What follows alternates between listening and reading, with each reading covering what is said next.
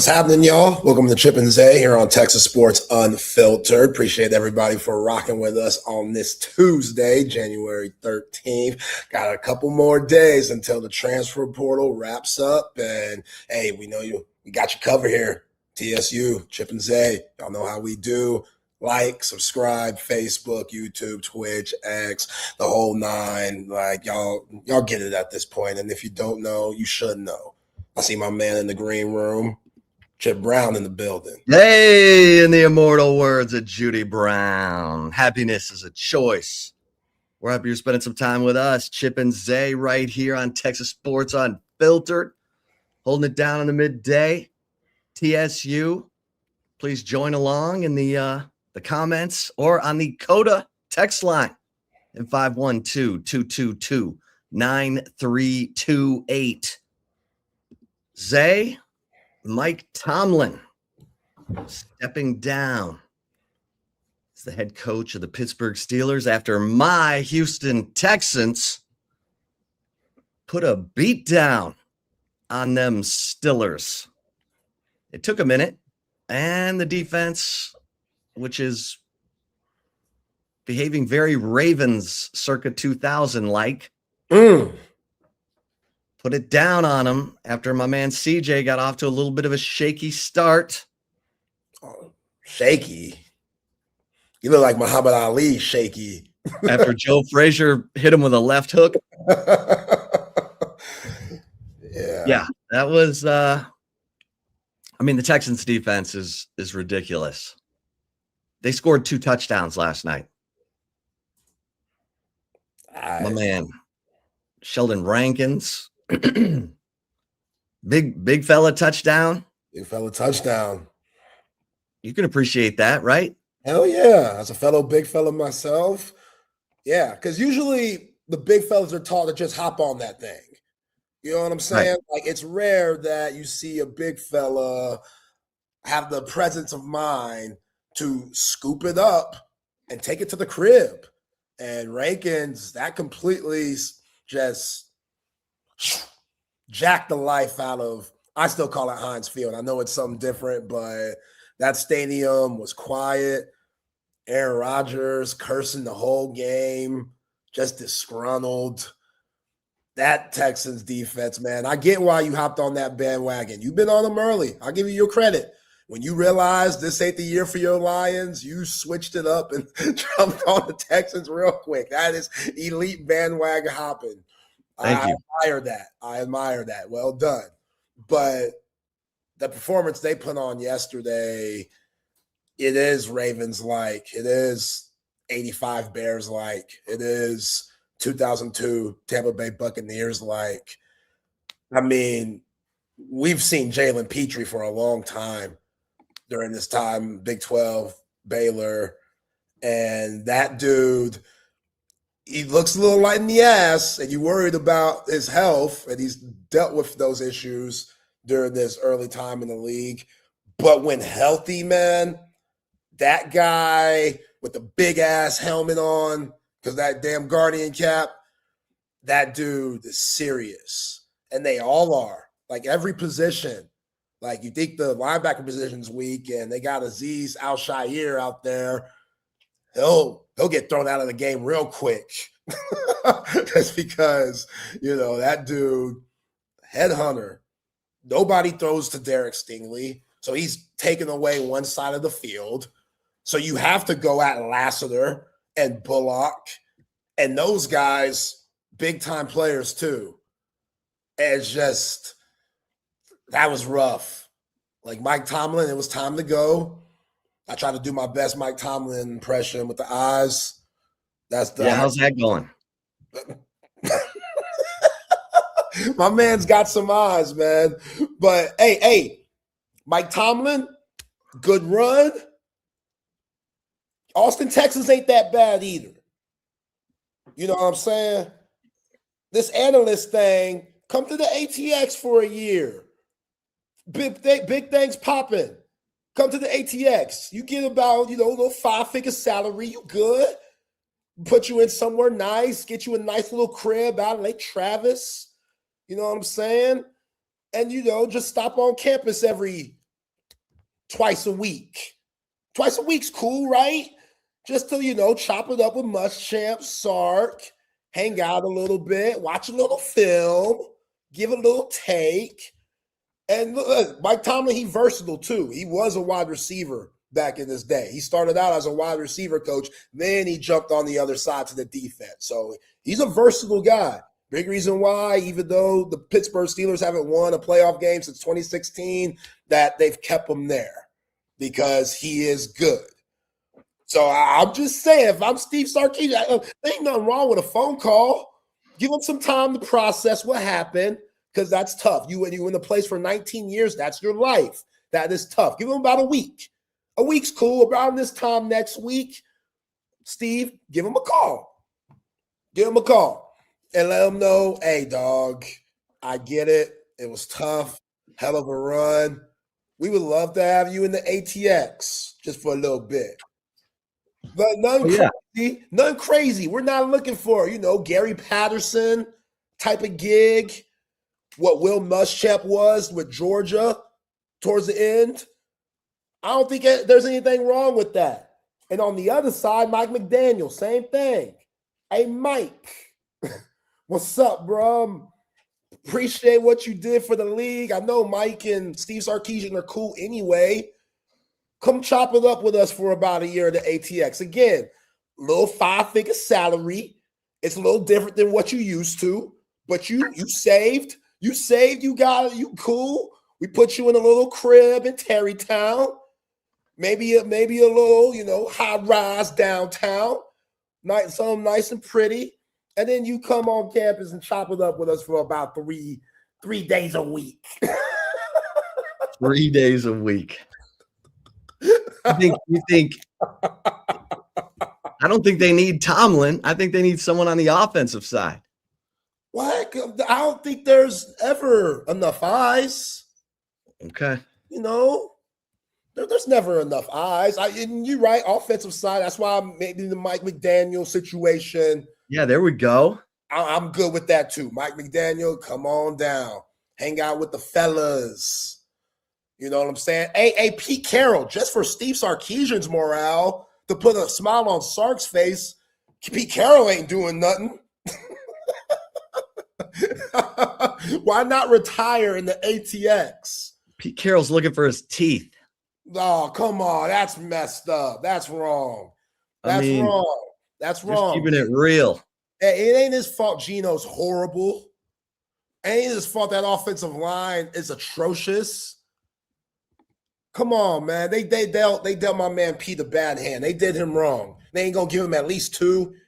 With what Pete Carroll's done in his career, Southern Cal, Legion of Boom, Seattle, he deserved at least 2 years. I get it. He's 74, and this year, before Pete got the job, that 74 looked more like 54. Now that 74 looking like 74, which is fine.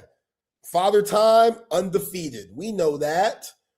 But I think Pete would love a little 5-figure salary to retire here. Again, for Pete, I ain't even asking 3 times a week. I'm just asking for just twice a week.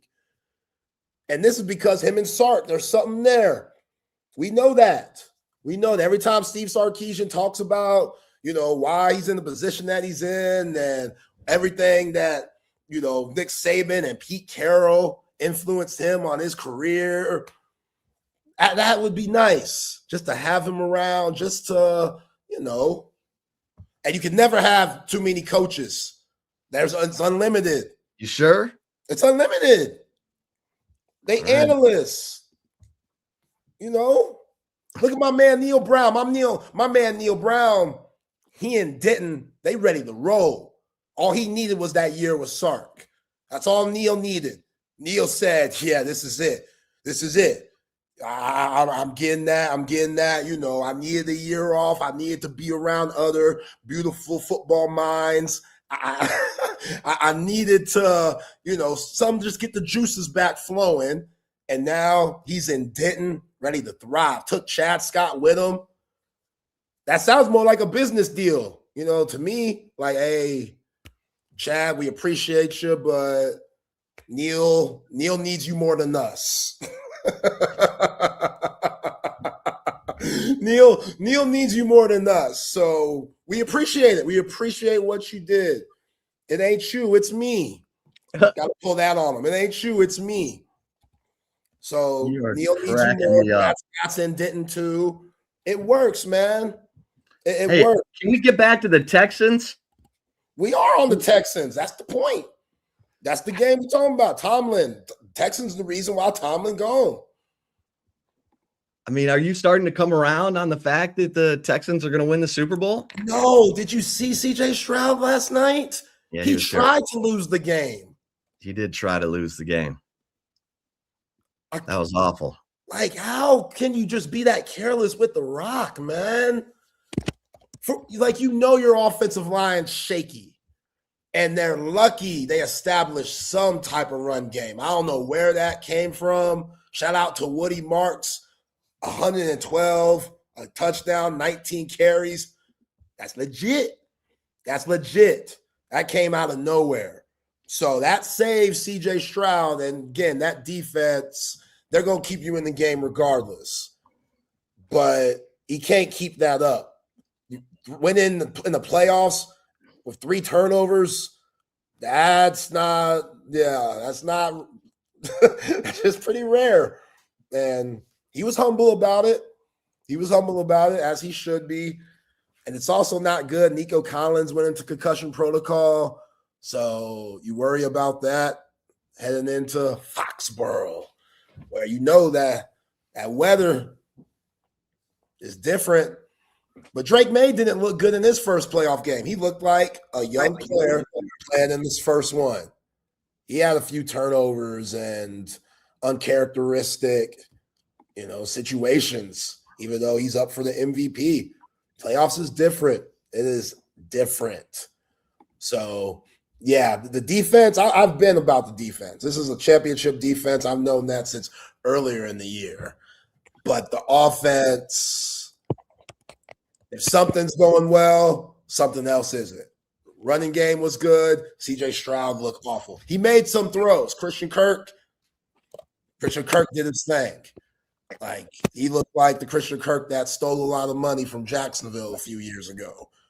Like, that dude, he played his ass off, and he looked like a security blanket for C.J. Stroud when nothing else was popping. There was Christian Kirk, making plays. Which, Jalen Ramsey, he's a good player. I think he's a Canton-type player. They moved him to safety this year. He started to get exposed, later in the year. And usually that happens for, Hall of Fame corners, like Charles Woodson. I remember toward the end of his career, they played him more as a safety, but Jason Sehorn. Yeah. I don't know if Sehorn's a Hall of Famer, but yeah, they'll move guys around. I don't know, man. It was sad to see Rodgers go out like that. Yeah. Oh, yeah. Yeah, that was rough.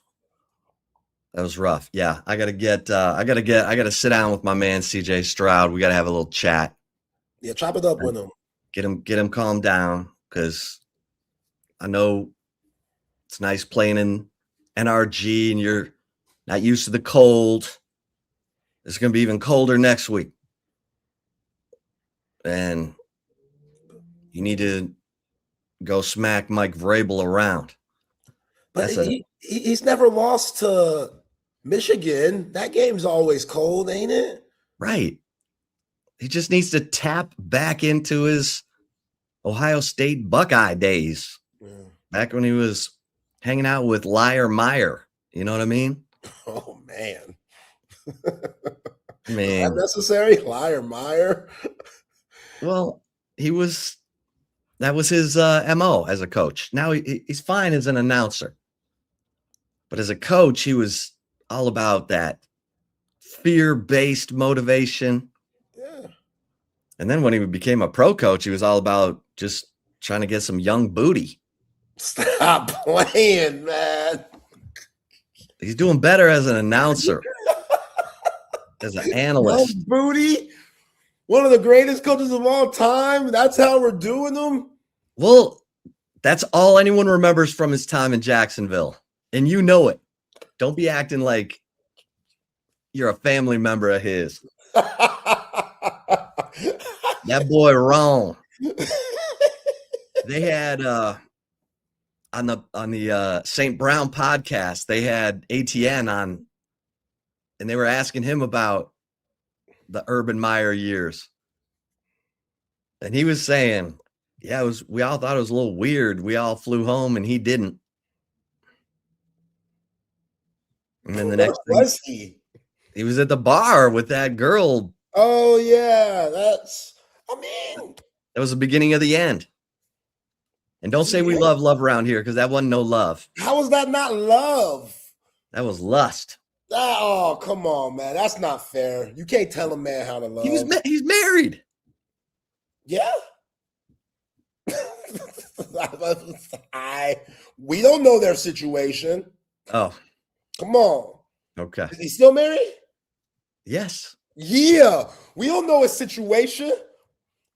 We don't know. Wifey could be cool. She could be cool. That's all I'm saying. She could be cool. If she's cool, they worked it out.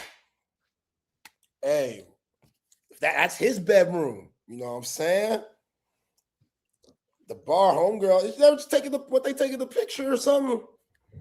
She was a fan. I don't remember the story. Oh, you'll find it in about 6 seconds once you go looking. I'm not looking. I want to look. I can't believe this escaped my man TMZ. No. I remember. I just look at Urban Meyer as an elite ball coach. That coach, one of my favorite college players ever, Timothy Tebow. You know what I'm saying? Even though I was still very salty that Texas got absolutely hosed by Oklahoma making a natty. 2008. I still love that Florida beat that ass. That was nice. That was a great hate watch. So Tim Tebow, he's my guy for that, because that's all I had then. Yeah. Well, we love lust too, Rex. Stupid. I flashed that up there for you. I'm sorry. I was turned up. You were going to my man Urban. Yes, you were. Now he's on Fox with the guys. He's there, Saban. Okay, so Sam Levitt picks LSU. Texas will play LSU next year. And Texas still looking for some offensive linemen in the portal. Who's this Colorado dude? That's going around. Jordan Seaton. They said homeboy might be asking for $3 to $4 million. Yeah. What is this, Jonathan Ogden? Right. Because if this is Jonathan Ogden, okay, here you go. But I don't know if this is Jonathan Ogden. So that's just, I don't even know how much money Texas has left at this point. After Hollywood Smothers and my dog Cam Coleman. They got enough. They got enough for a couple of offensive linemen. I don't know if they're going to pay Jonathan Ogden money, though. Yeah, because that brother, you might have to take out a loan for him. I mean, yeah. Is he that good? I mean, he's young. He's got upside, as they say. Old upside. Huh? Old upside. The old upside. Okay. Yeah, man. I get upside. So he's a tackle, because you ask him for that money, you have to be. Right. He's left tackle. Right? Left tackle. Nope. Excellent pass blocker. I mean, he's not, he's not Jonathan Ogden, put it that way. So he's fine. He's played two seasons at Colorado. In 1,400 snaps. He has given up 5 sacks. I mean, that's not Jonathan Ogden like. He gave up 2 sacks this year. He gave up 2 sacks against Utah. So the best team they played, he gave up 2 sacks. Yeah. Come on, man. Yeah, and you don't know if he could play right tackle. So if you pay him, you're banking that you could flip that because he ain't taking Trevor Goosby's spot. Sorry, bro. That ain't happening. Especially for the money that Trevor. Now, no offense to Trevor Goosby if he was Jonathan Ogden, but Jonathan Ogden might be the best left tackle to ever play the game. What I'm saying is, if he can't play right, and again, Brandon Baker, I am expecting Brandon Baker to take a huge jump this year. I really am. I don't put no pressure on him. He could care less what I say, but I'm sure he's putting pressure on himself with it being a contract year and having a full year under his belt. And he knows, he's not dumb. He knows that Texas is out here looking. Like, if it fits, they're talking about possibly moving him. So if you're a competitor, that should motivate you. Like, oh, okay. Well, yeah, and then when Goosby leaves, he can swing over and play left tackle his senior year because he's got 2 years of eligibility. Now, if he blows them away this year, maybe he comes out, but yeah. Cam Williams showed us it don't matter if you blow him away or not. Guys might go anyway. So I don't trust nobody. Cam Williams, he got me with the UTSD all the time because that's still ridiculous to me. I hope he's doing well. I think he was just practice squad with the Eagles the whole time. But, yeah, I just – again, the Cam Coleman, Hollywood Smothers, Raleek Brown thing, it's lovely. It's beautiful. The way that Arch Manning came along this end of the year, incredible. But you got to get more guys. Yeah. Andre Kojo's recovery is going well. He had the ACL. And by all accounts, the recovery's going fine. He's a guy that they like. He's a guy who is battling Brandon Baker for the right tackle position. So, yeah, the recovery's going well. And Kojo's a guy they think can play. So, yeah, still need some reinforcements. Yeah, that's a huge what if, man. Because I don't know how much Brandon Baker or Kojo, if healthy, and the problems that we saw from this 2025 team on the offensive line, would that been a move that they make? Because I don't know. They're talking about putting Brandon Baker at guard now.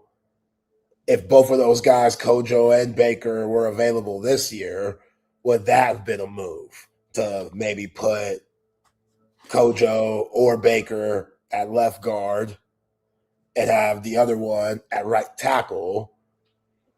Like, I always think about things like that. Like, what injury, like CJ Baxter, what if CJ Baxter was available in 2024? What would that have meant? Would he still even be here? Would this have been his contract year? Because the trajectory that he was on, he had a promising freshman year, and that knee really set him back, which it should. Like, he tore that knee completely up. So yeah. I understand him, just the lack of production this year, and the offensive line didn't give him any favors.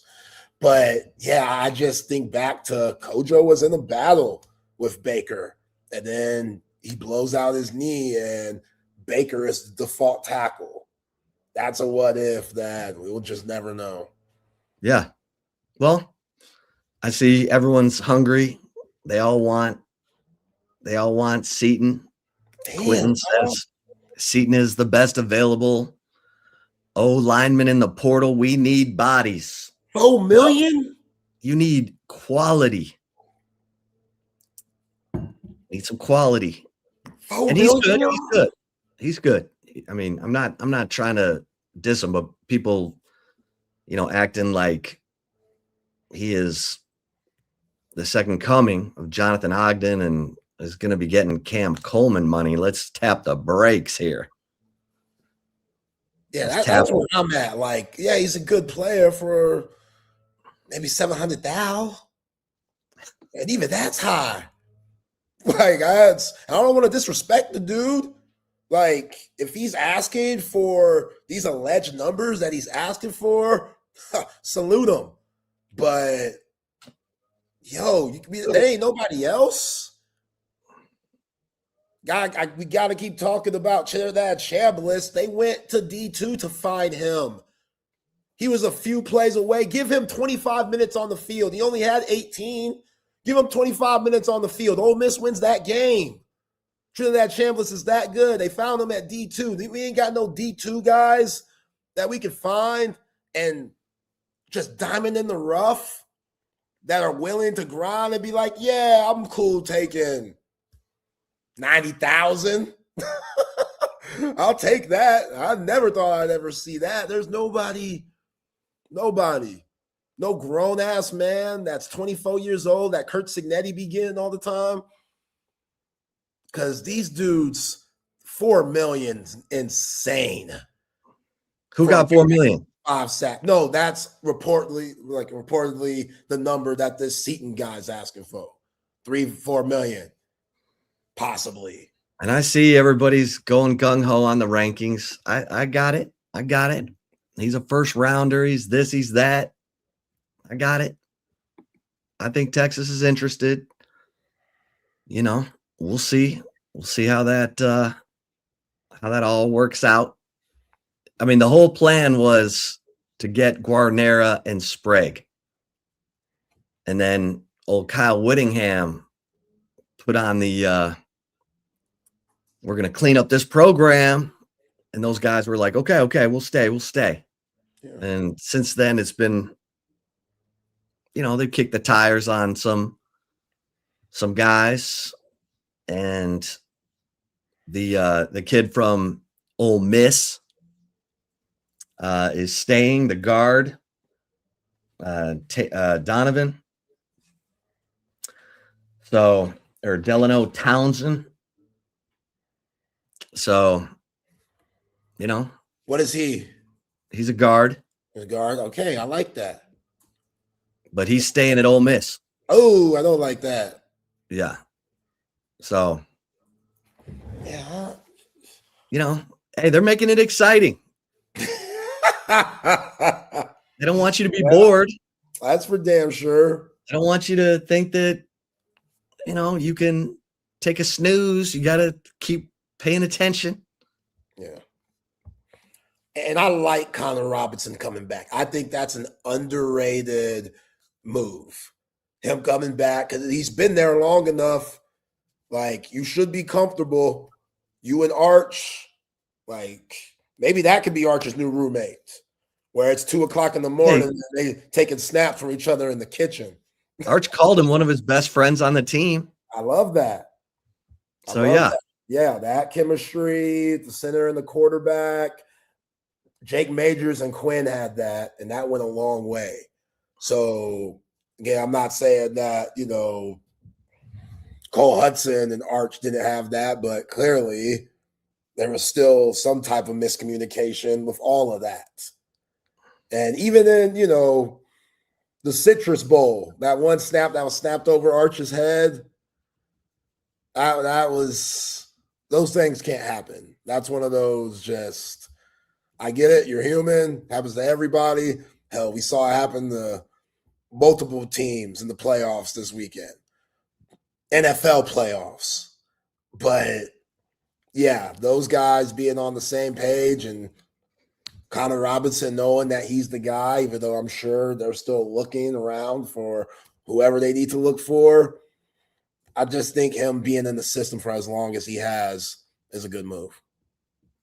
By the way, Jordan Seton reduced his penalties from 15 in 2024 to 4 in 2025. So, he's trending in the right direction. And he was at Colorado both years? Yeah. Yeah, I mean, I love Dion, but there's times where his program is chaos. So I get Seton being a part of the chaos. You can't help but be a part of it. Like, you got Warren Sapp out here tweeting Texas football is overrated and stuff. Like, dude, you recruiting Texas. What are you talking about? You can't do that, Warren Sapp. I love you too, bro. Again, I bring up the 02 Buccaneers all the time. He was main guy on that team. But Colorado is chaos sometimes. So I give grace to Seton. I really do. And he played as a young guy. He played as a young guy. Okay. So that was a freshman year. His freshman year, he had the 15 penalties. He's trending in the right direction. Sophomore year, he's got a big upside. There's no doubt. Yeah. Glenn, I ain't watching Colorado football, bro. I watch Texas football, SEC football, and the teams that win. I'm not watching losing football. I don't got time. I'm a married man. Sorry, I can't watch losing bad football. That's not happening. So if I miss this guy, all right. But I'm not watching Colorado, especially Shedeur and Travis Hunter are gone. Hell no. Hell no. I am not watching Colorado football. So put me on blast all you want. I will take that to the chin. But no, I ain't watching. No, I ain't watching that. And he ain't go to Texas. I can't worry about these players that don't go to Texas. All the players we got to keep up with. We don't just cover football, y'all. We got baseball coming up, softball, very well-rounded here, not just football. So my apologies to whom I've offended that I didn't know who the hell Jordan Seton was at Colorado, a team that we don't even cover. My apologies. That's on me. I take ownership, Chip. You know I do. I ain't too proud. I take ownership, baby. Oh, we ain't doing that to baseball. Baseball this year is going to be popping. Hell no. I'm watching every game. Who's the player on the Texas football team who left, who you think was the biggest hit? Like, hurts. Because I'll say Quintravian Wisner, just because of his, his incredible work ethic, his juice, his, looking out for teammates, his ability to step up in big games. More intangible. I mean, he had some big games that were important for Texas against A&M and OU. No doubt about it. Rival slayer. Yeah. But, Leonga Lafau, DeAndre Moore, Bo Barnes. What you think? Yeah, now that Raleek Brown and Hollywood Smothers are here, the Quintravian Wisner blow, it sucks, but it ain't as bad as it was a week ago. I would say, even though the linebacker room has improved with Cryer and Raheem Biles, I would say Leonga Lafau. Yeah, because I don't know, just with Will Muschamp coming in, I thought he'd be able to thrive in that defense. And, Tyler Atkinson, I expect him to play. I don't know how much, but the freshman, he's going to be on the field, whether it's special teams or just being in the two deep.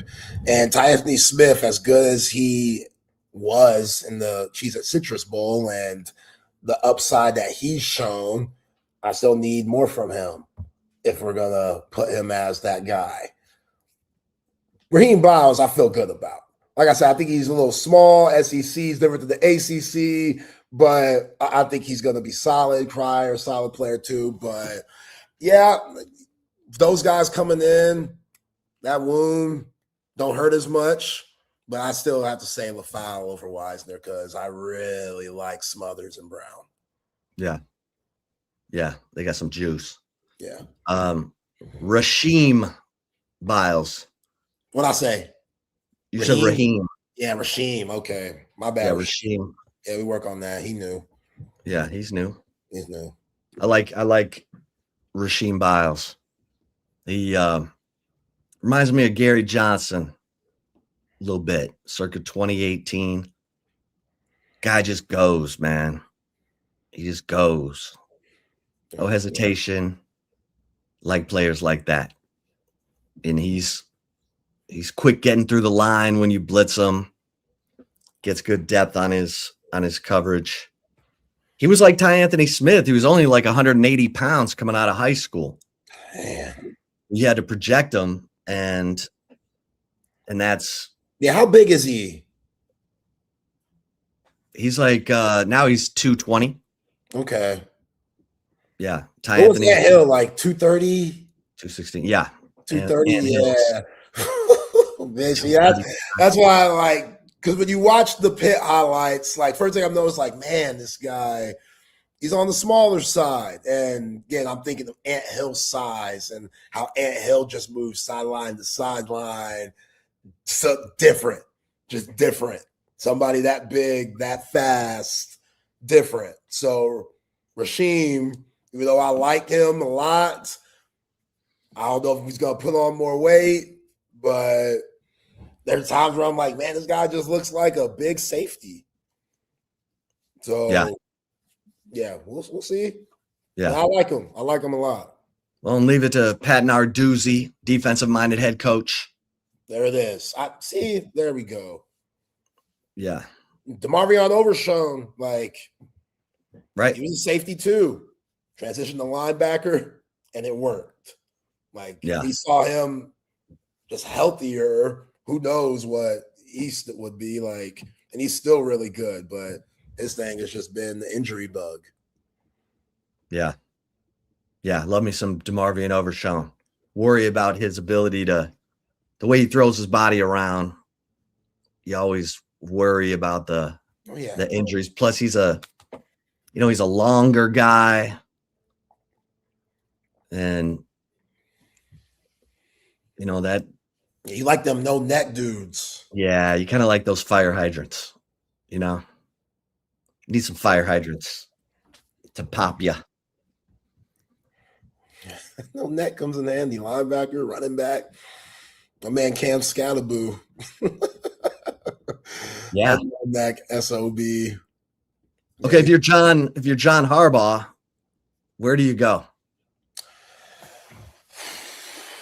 Atlanta? You want him in Atlanta? Hell yeah. I'll take him or Tomlin in Atlanta. Ooh, Tomlin in Atlanta. Man. You imagine him bringing Arthur Johnson back with him? Nah, you can't bring him back. But I'm sorry, you can't bring him back. But yeah, Tomlin in Atlanta, that would work. Hardball to Pittsburgh. That'd be petty as hell, Rex. Ooh. I don't know he could do that. That's the AFC North. He's been on the Baltimore side too many times.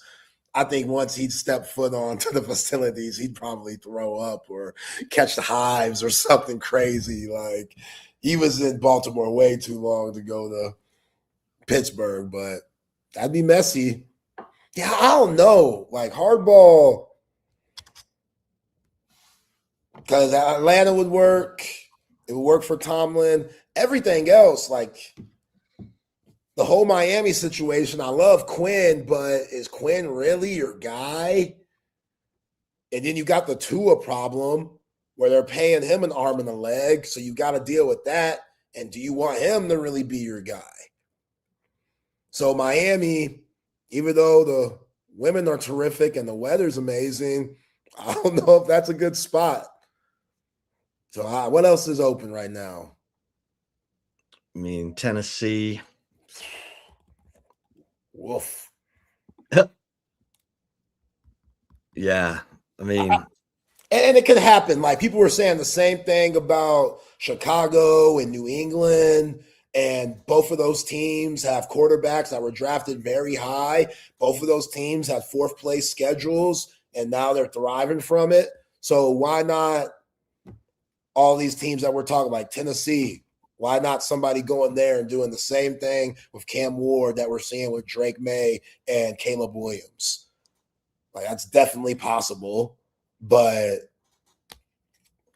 as of right now, outside looking in,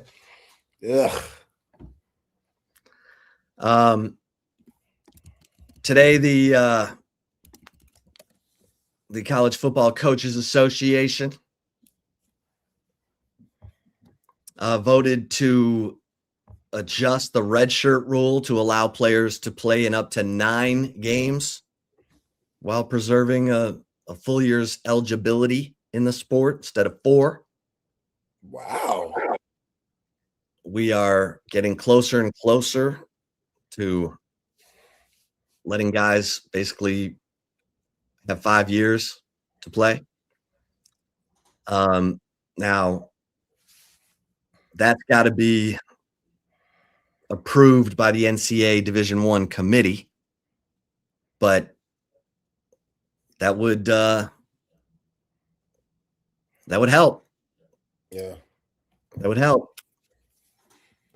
Too often, we're seeing these guys. I just don't think the red shirt is working. no. Were you gonna say something? No, I mean, 9 games, that's a good feel for, okay, does this freshman help my team or not? Where if we go to the college football playoffs, we need this guy because he's that big a part of our team. And 4 games is such a small sample size, you don't know then. So just having the ability to kind of figure that out and put them in the fire. Like 9 games, if you use up 9, you're going to be thrown in the fire.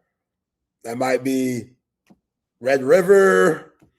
That might be, going to College Station. You might wait a while because maybe they had an injury early and you see them late. Like you're getting thrown in the fire regardless. So whether a guy can help on special teams, and then those guys on that 9th game have that exit meeting with them. Hey, we technically don't need you, but we love your game and you see the promise and where we could use you. It's just we want you for the long haul. And we have guys right now that can take us over the mountaintop.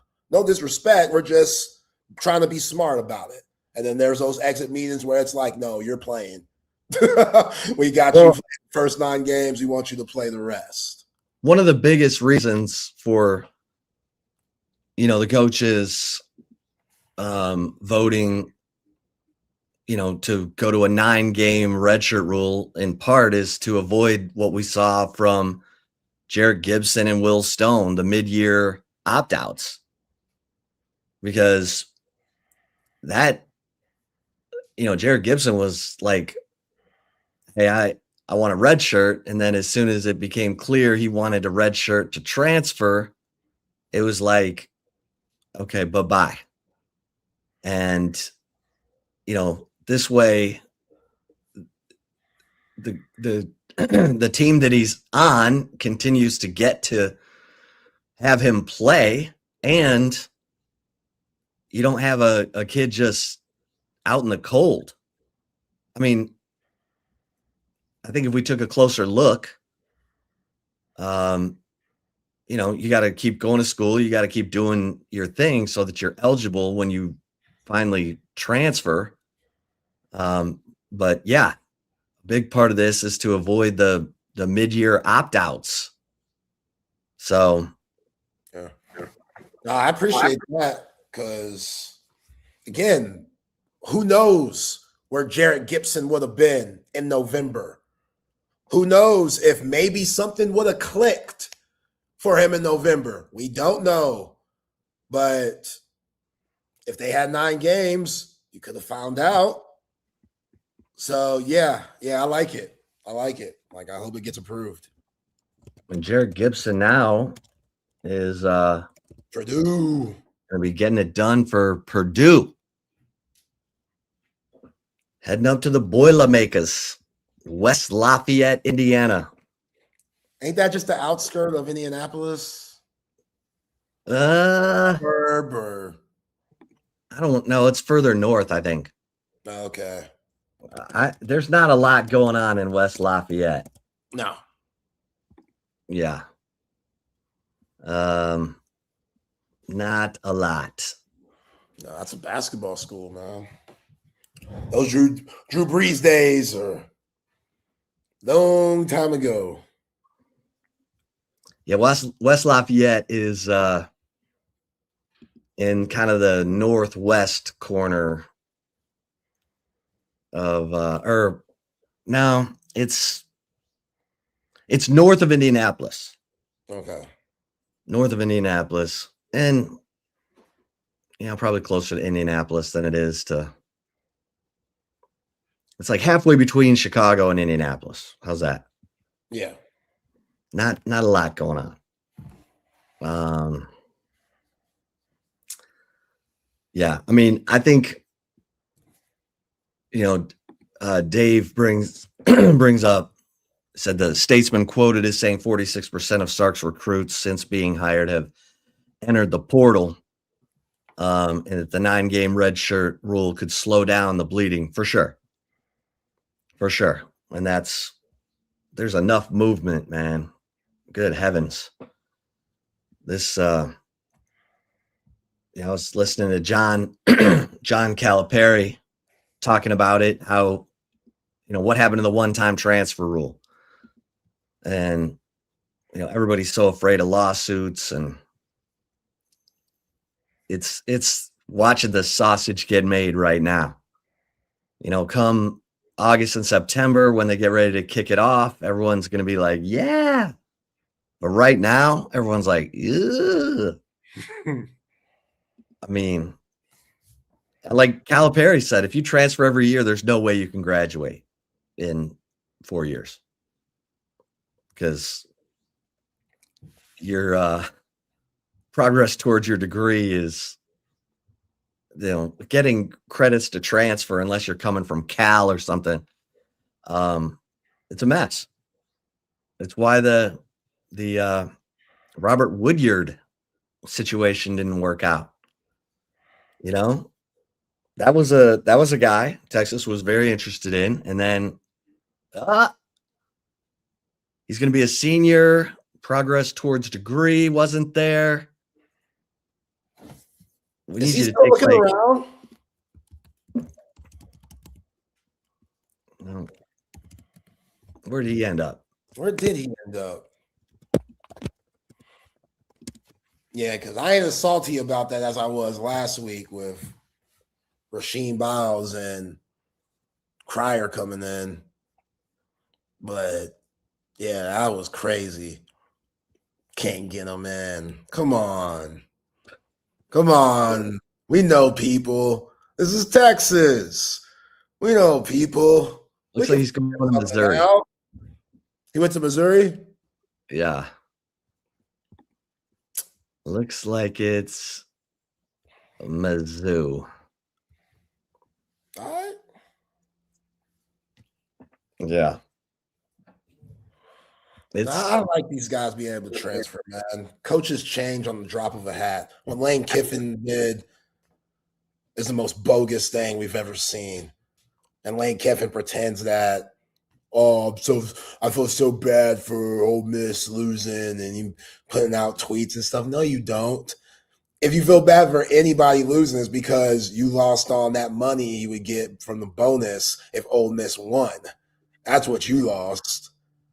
Everything else, you didn't want Ole Miss to win, because them doing it without them would make them look like dog shit.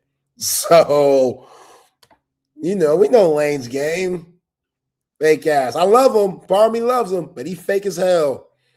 But he's entertaining, and I can appreciate that. What does Sam Levitt do for you? It's a good move. He's just like a Jackson Dart.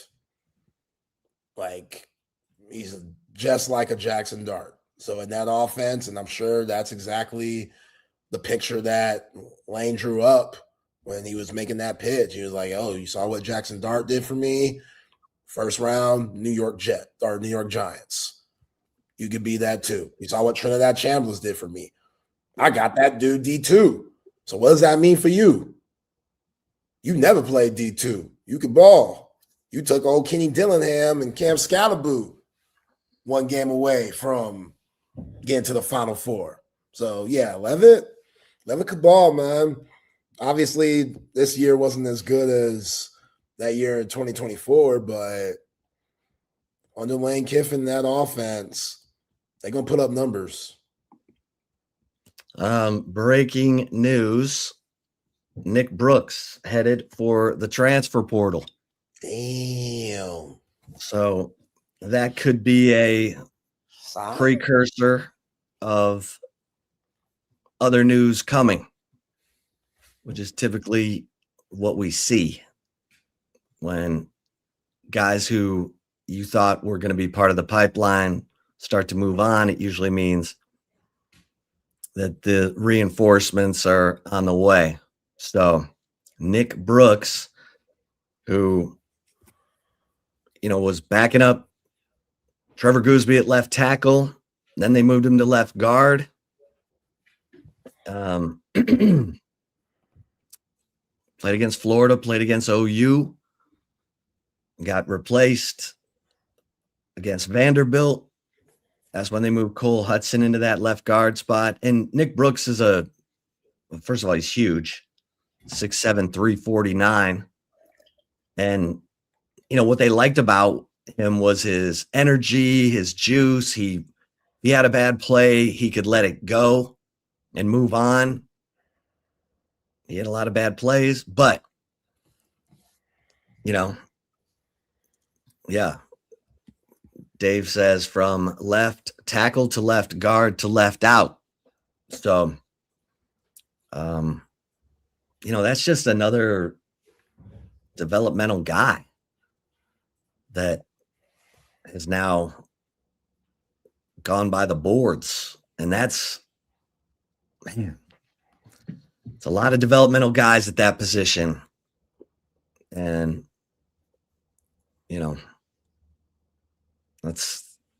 there's got to be some kind of accountability there. Yeah. What's been going on? Yeah. And Flood? Come on, Kyle Flood. That's what I'm saying, man. Like when Pete Kukowski got the boot, everybody was wondering, okay, we get it. There were times where he had lapses with his defense, i.e. the Ohio State game where Travion Henderson took the screen to the house before half. But to get fired over Kyle Flood is still a mystery to me. And then all these guys, I know him and Sark are cool. I get Kelvin Banks. All right. I get Christian Jones. Okay. He deserves credit for all that. And the offensive line has been solid until last year. But with Connor Stroll even and all these guys that we thought were going to be next up, and Trevor Gooseby's terrific. He's terrific. Brandon Baker has a chance to be terrific. Had a decent year this past year. I thought DJ Campbell, I wouldn't call it a bust, but I definitely think DJ Campbell's time at Texas, from his sophomore year, he didn't get better. He didn't get better. His sophomore year was his best year. He didn't get better. So they put Nick Brooks out there before he was ready. It was obvious he wasn't ready. And to throw him in the fire, to get him exposed like that, like it was that bad. And that move, you could argue, is a reason why they didn't make the college football playoff. So, yeah, this is negotiation situation with somebody else, it seems like, where they had to do the quiet goodbye with Nick Brooks. Like, hey, bro, we like you and all, but there are guys that are better than you that we're looking at that we have to bring in. We have to, and it's tough, but that's just kind of the way the cookie crumbles. And yeah, he had a lot of upside playing out of position, but it clearly just didn't work out. And who knows? He could come back. We've seen it, Derek Williams and stuff, guys entering the portal, and being brought back. Sark isn't opposed to it, like he said on the Pivot podcast. There are exceptions, but it just seems like this one, yeah, they missed on Nick Brooks, and that's tough. Yeah, people are asking who's left of Texas's developmental offensive line guys. You got Jaden Chapman. You've got Andre Kojo. And then you've got the young guys, Devin and Jordan Coleman, John Turntine, and the guys coming in this 2026 recruiting class.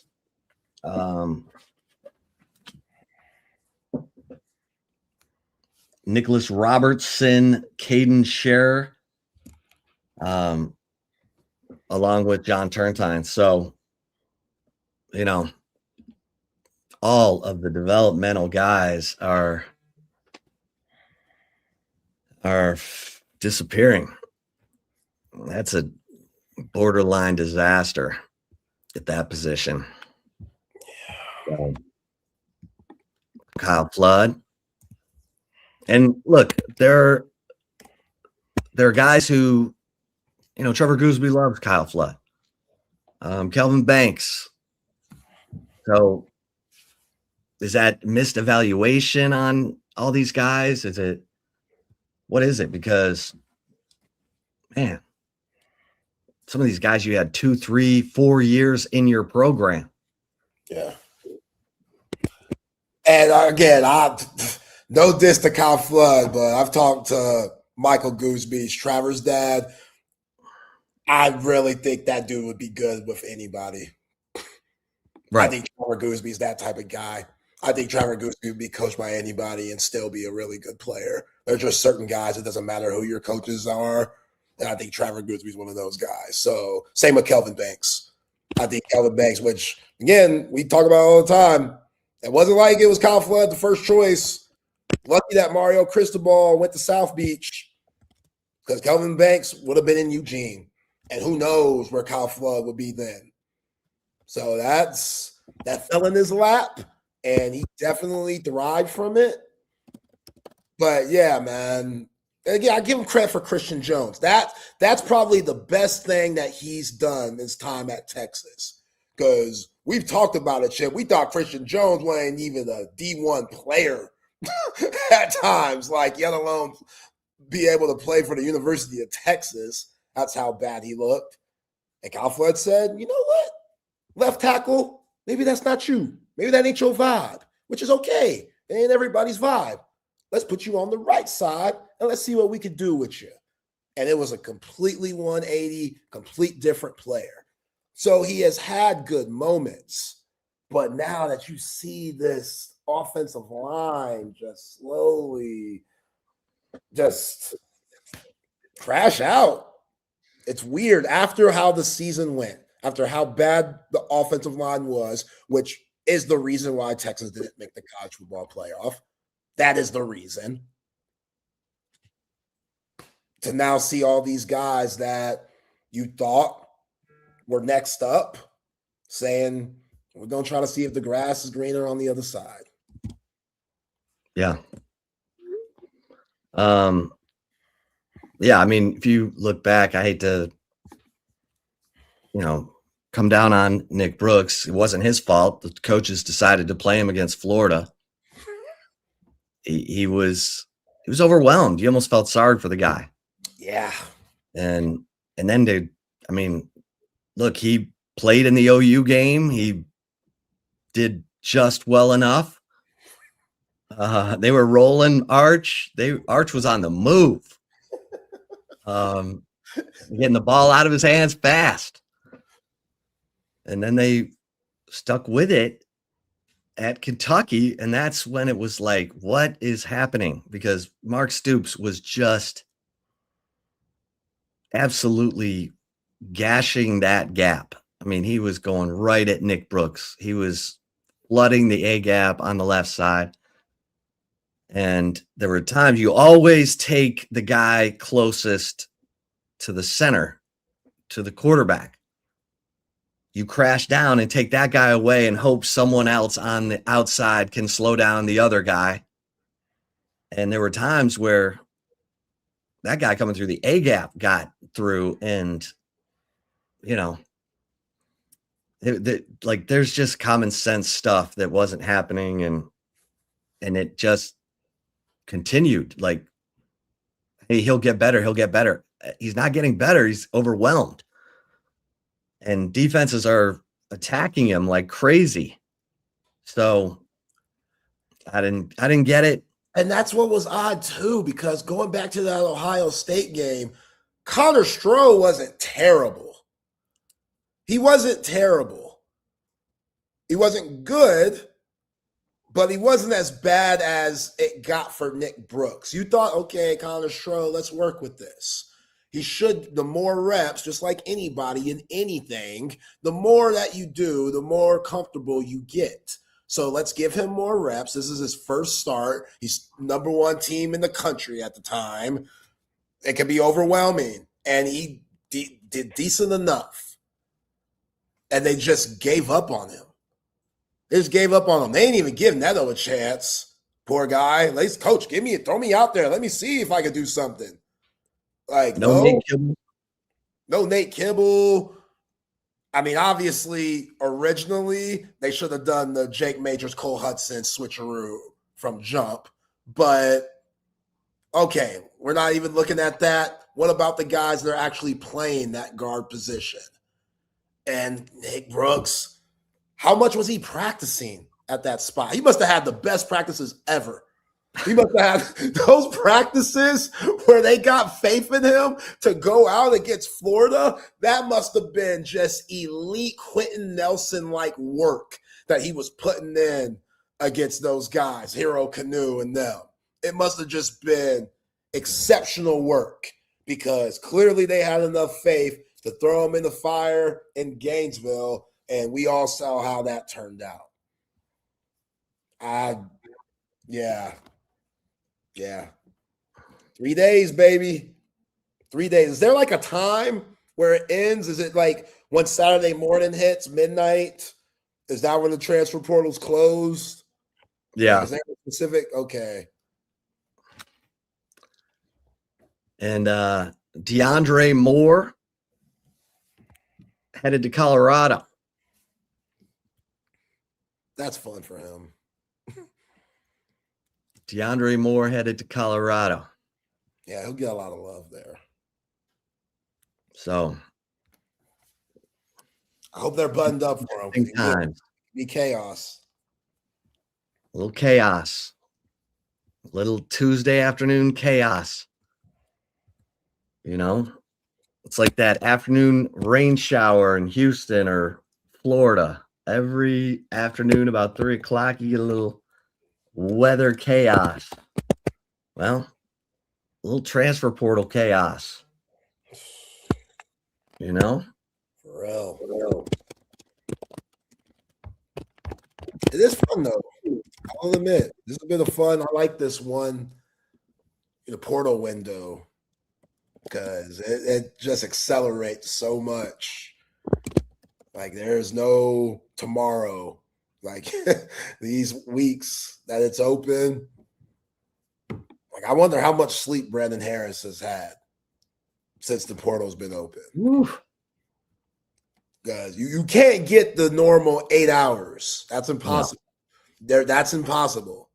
And I feel like, I don't know the guy personally, but I would have insane anxiety all the time. Like, when I'm asleep, the person that we're after, that we want, that we had locked in, the school that wants them to, they're up right now talking to him and wooing him and doing everything it takes.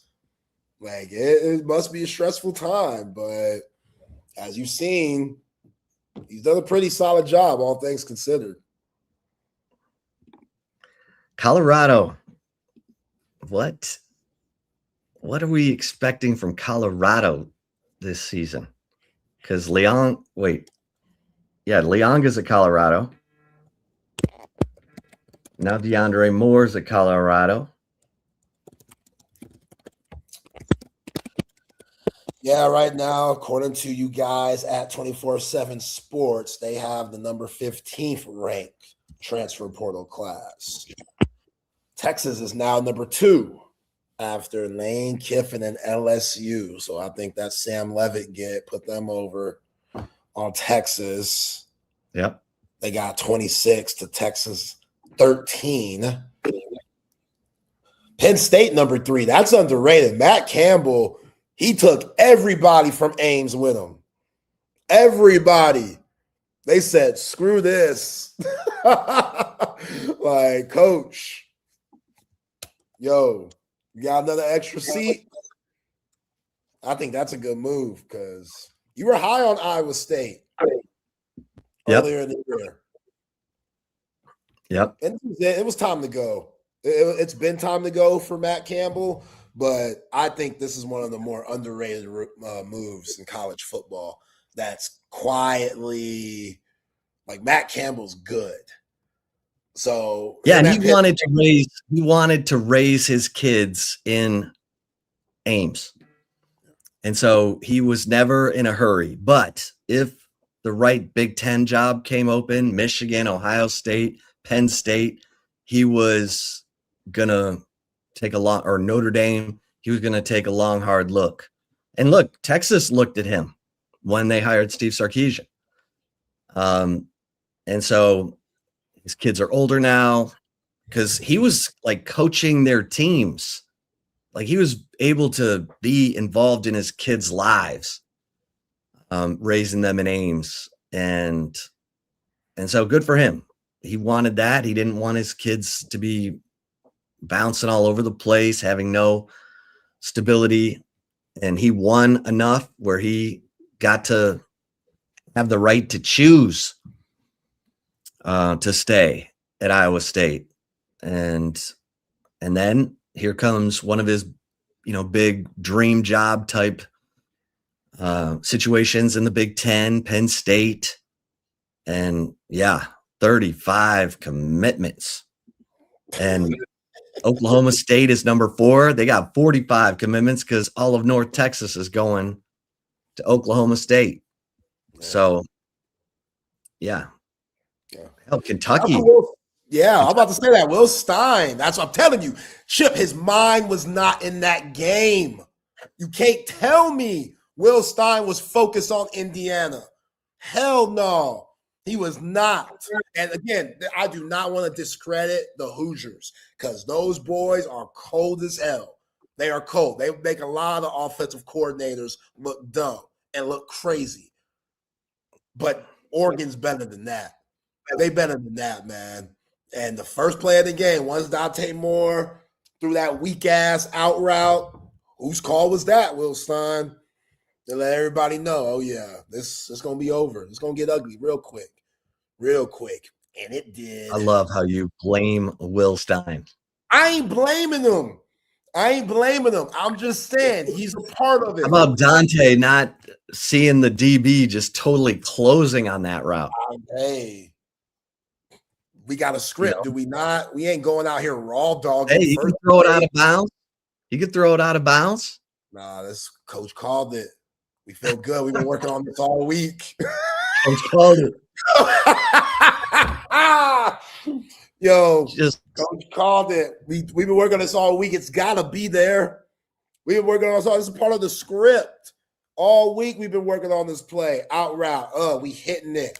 Moving the change early. Momentum. Let's get it. Let's get it. Come on. Hey, he's a part of it, Rex. He ain't all to blame. You saw me give credit to Indiana. They cold, boy. They cold. I'm giving a lot of credit to Indiana. But, baby, my man Will Stein, he's been doing some work at Kentucky. Elijah Bo Barnes, CJ Baxter, my man Will Stein, he's been doing some work, and he has to. He's going to the SEC. He's at Kentucky. He know they don't care about him. You got to make them care. They getting after Mark Pope. Mark Pope is out of control. Mark Pope's making suicide jokes to get in the media. Like, yeah, there's sometimes just nonchalantly saying, yeah, there's sometimes, I'm paraphrasing here because I know y'all like to get on me and stuff. Oh, yeah, sometimes, just coaching here, the stress. There's been times I wanted to go in and get up, curled up in the ball and kill myself. And it's like, whoa, Mark. Whoa. Mark. No. Whoa. No, Mark. You can't do that. I get it. Kentucky is stressful. You can't say things like that. That's Mark Pope's not the guy. I know I'm segueing in here a little bit. I'm getting, off track. But Mark Pope, if you're doing that and you're saying that, you're not the dude, bro. You're not the guy for the Kentucky job. Because you gotta have stone cold balls for that gig, man. Them fans. So, yeah, they don't care about Will Stein at all. So he's coming in with a lot. And I understand, like, it makes sense. He's human. He knows what he has next.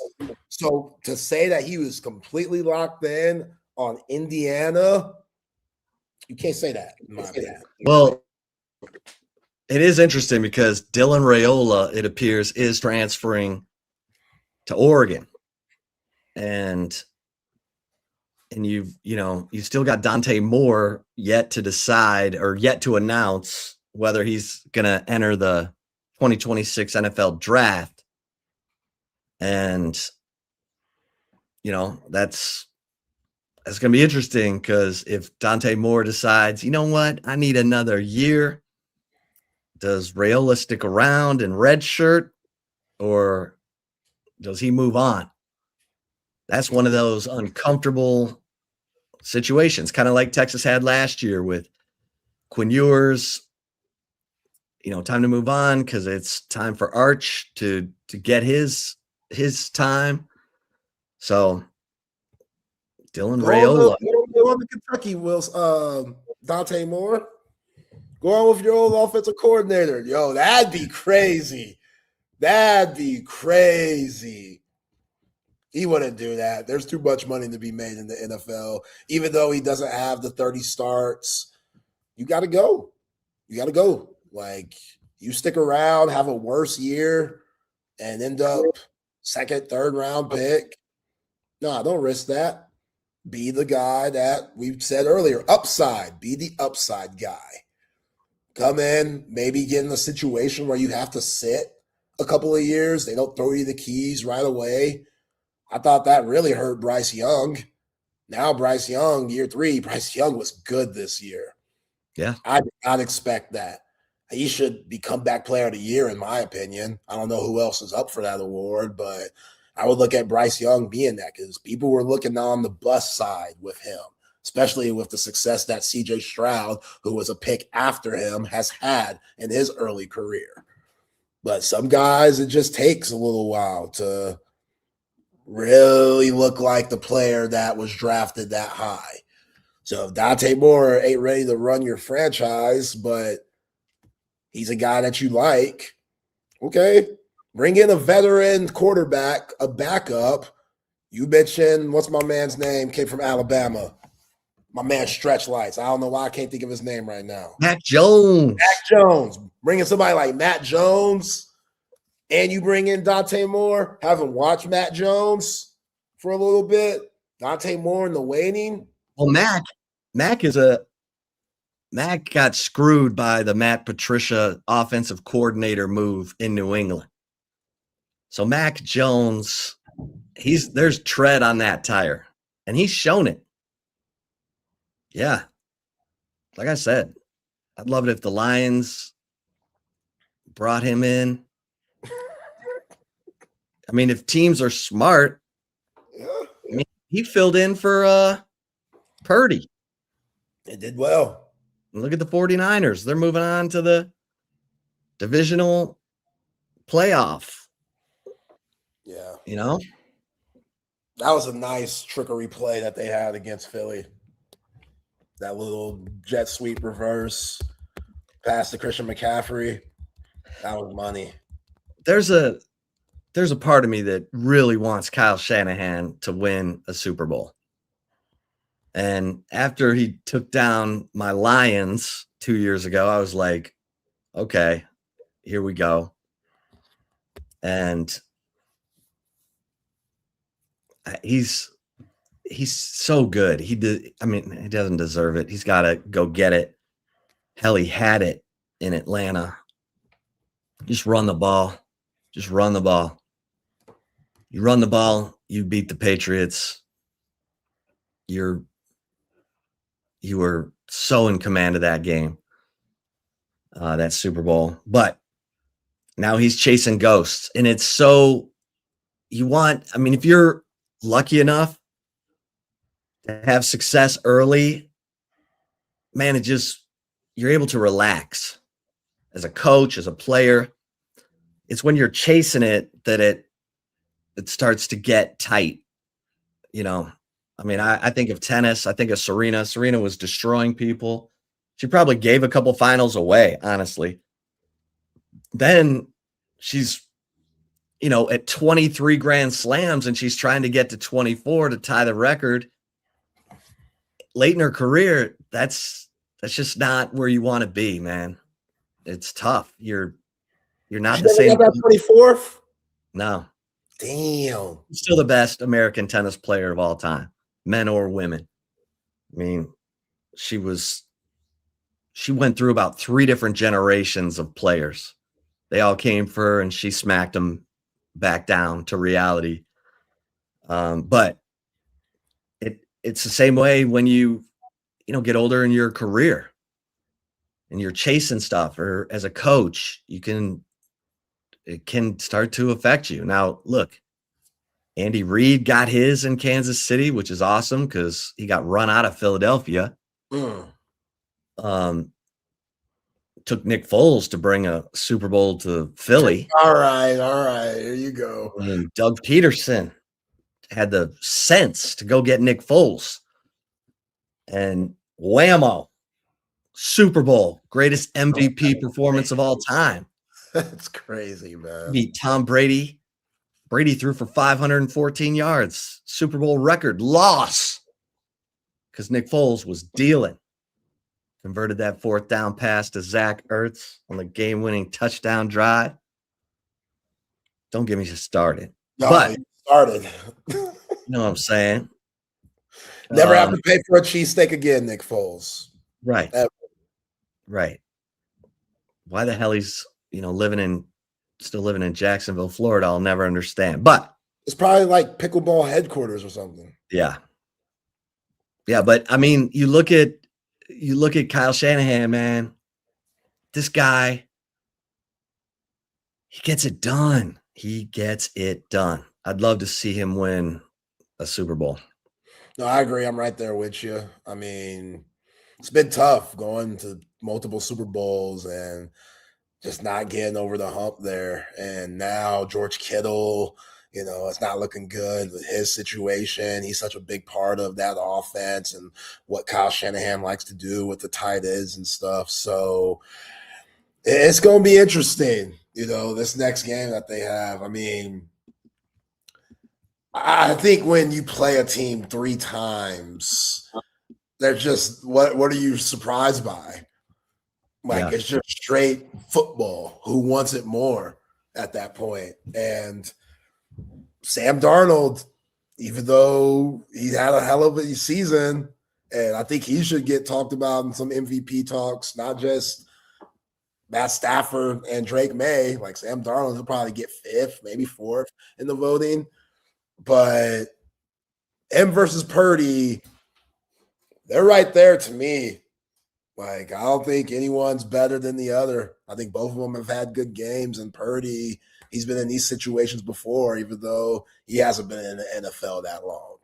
So I want my quarterback being comfortable. That's what worries me about somebody like Drake May and Bo Nix and Caleb Williams, even though Caleb Williams had a hell of a comeback against Green Bay. You're going up against guys that maybe future Hall of Famers, Matt Stafford and Josh Allen, definitely Hall of Famers. So that's tough because Josh Allen, he put them boys on his back in Jacksonville, They had 8 straight wins. Had my girl Aunt Mama congratulating Liam Cohen at the end of the game because of what the Bills did and John Allen did. So yeah. Playoffs. What's your early gut?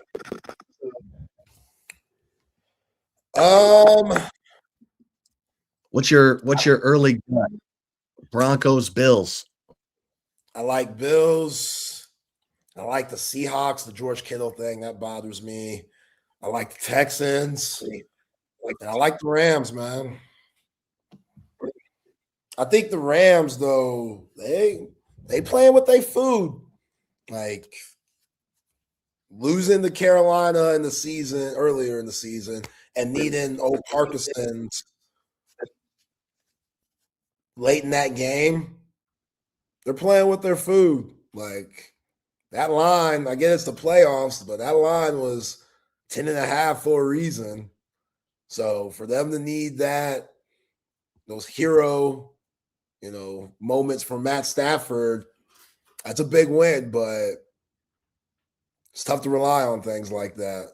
So that worries me a little bit, but yeah, I'm going with a better quarterback in that matchup. And Caleb Williams, same thing with them. They needed a comeback just to beat Green Bay. You can't do that against LA. So there'll be another cold one. Them Bears fans will be rocking, and maybe that home field advantage will uplift Chicago. Yeah, the Bills are favored by 1.5, even though they're going to Denver. New England's favored by 3 over the Texans. The Seahawks are favored by 7.5 over the 49ers. And the Rams are favored by 3.5 going to Chicago. That's gonna be a hell of a game. Because Ben Johnson is feeling it. You see him taking his shirt off all the time? Yeah, he's having the time of his life. Was he doing that in Detroit? No. No, now it's his show. I mean,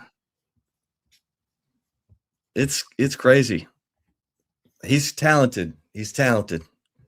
I mean, you're hearing the Lions are trying to get Mike McDaniel to be the offensive coordinator. Like, Detroit's having trouble. They're having trouble replacing him. Even though they beat him twice this year, which is beat the crap out of them in Detroit. Then they went to Chicago and beat them. Yeah. And don't get me started. It's tough, man. I know that's tough. At least Aaron Glenn struggled. Does that make you feel better?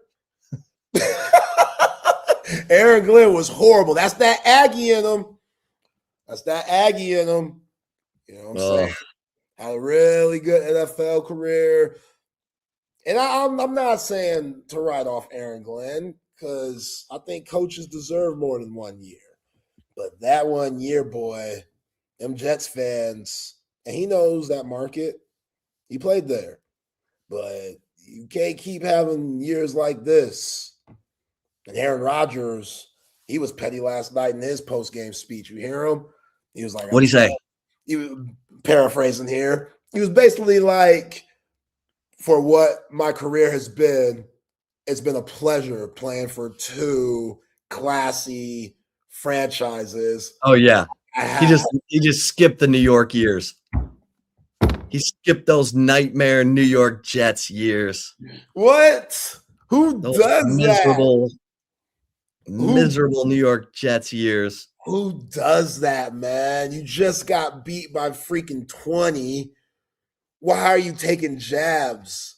Like, he said, I am fortunate to have played for 2 great organizations. He didn't go at the Jets. He just omitted the Jets. Okay. Like, that's a surprise. He blew his Achilles in like the 4th play of the season. And then, couldn't get on the same page with anybody his 2nd season. And a lot of that was him. He was on McAfee. He was wilding last year. Needed to go into a darkness retreat to find his love of the game again. He was out of control with the Jets. Take some accountability. Like, you didn't help anything. Bad fit. Bad fit. No. Come on. Bad fit. He saw those players around him, you know? He saw Garrett. A good player. He saw, Brees Hall. He saw some dudes. Yeah, good players. But when Aaron gets into his snarky Aaron Rodgers mode, those offensive linemen will start letting those defensive linemen through to get a good clean shot at him. You know what I mean? God, he was disgruntled last night, which I get, like, playing the defense like the Texans. I understand being frustrated because there's not many windows to throw to. And when there are windows, you're on your back and you're getting hit a lot. He got rocked last night. That's what I'm saying, boy. Like, I get being disgruntled, but also, that's the Texans too now. Yeah, that's what I'm saying. It's all Texans. Like, I get it, but as a quarterback, you can't. Every time they show them, and ESPN, they're geniuses for it. They show him, he's dropping the F-bomb. He's, damn it, get in the right spot. Damn it.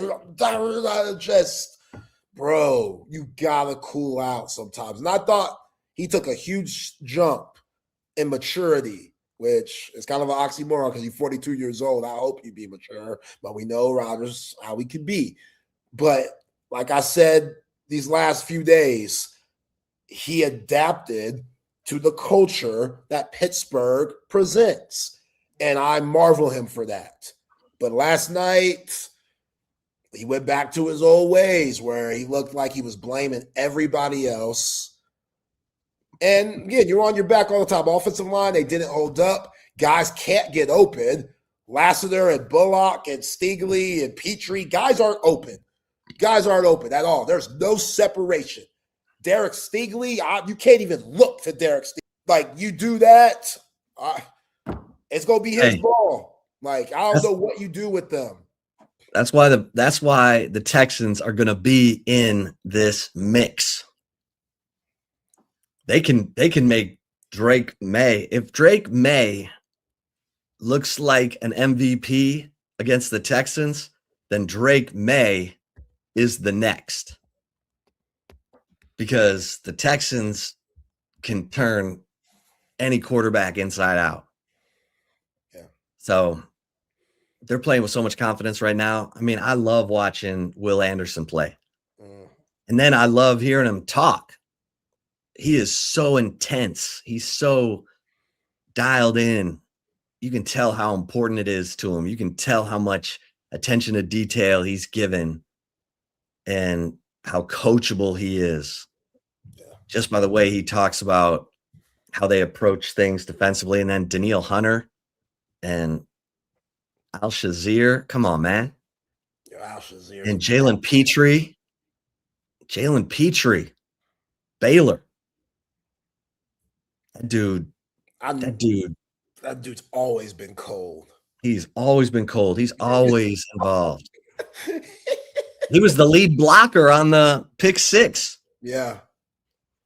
Yeah. Oh, the scoop and score. And the scoop and score. He was right there too. He's just always around the ball. Always. Yeah. That was such a good. Oh man. Yeah. My man Kelvin Banks, when he locked up Will Anderson back in, what was that, 23? 22. 22? Yeah, first round pick right then. Right then. He earned all this money. Obviously, he got better at stuff, but that game, bona fide first round pick as a freshman on that game alone. That's how good Will Anderson is. Will Anderson is ridiculous. And you got to worry about Daniil Hunter too. Like, both of those guys together, that's too much for an offensive line. That's too overwhelming. You know, there's too much as quick as Rodgers gets the ball out of his hands. And if they're playing as tight as they were yesterday, Lassiter and Stingley are right at the line, and you're trying to get that ball out of their hands, but they're not biting on any of the moves like DK Metcalf, his release isn't his strength. It's not.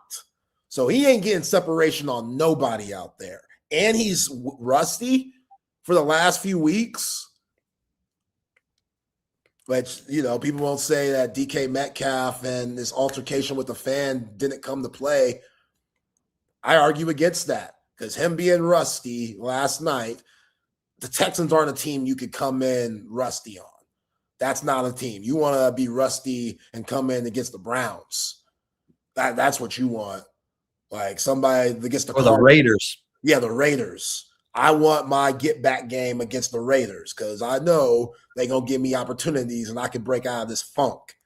Against the Houston Texans and crazy-ass D'Amico Ryans just smiling and running around. He's still a player. That dude is just a player that's somehow a coach now. You know what I'm saying? Like he just has that same enthusiasm. He looks like he's still playing out there. Oh, yeah, the ladies love D'Amico. Do they? Oh, Is yeah. that a thing? Oh, yeah.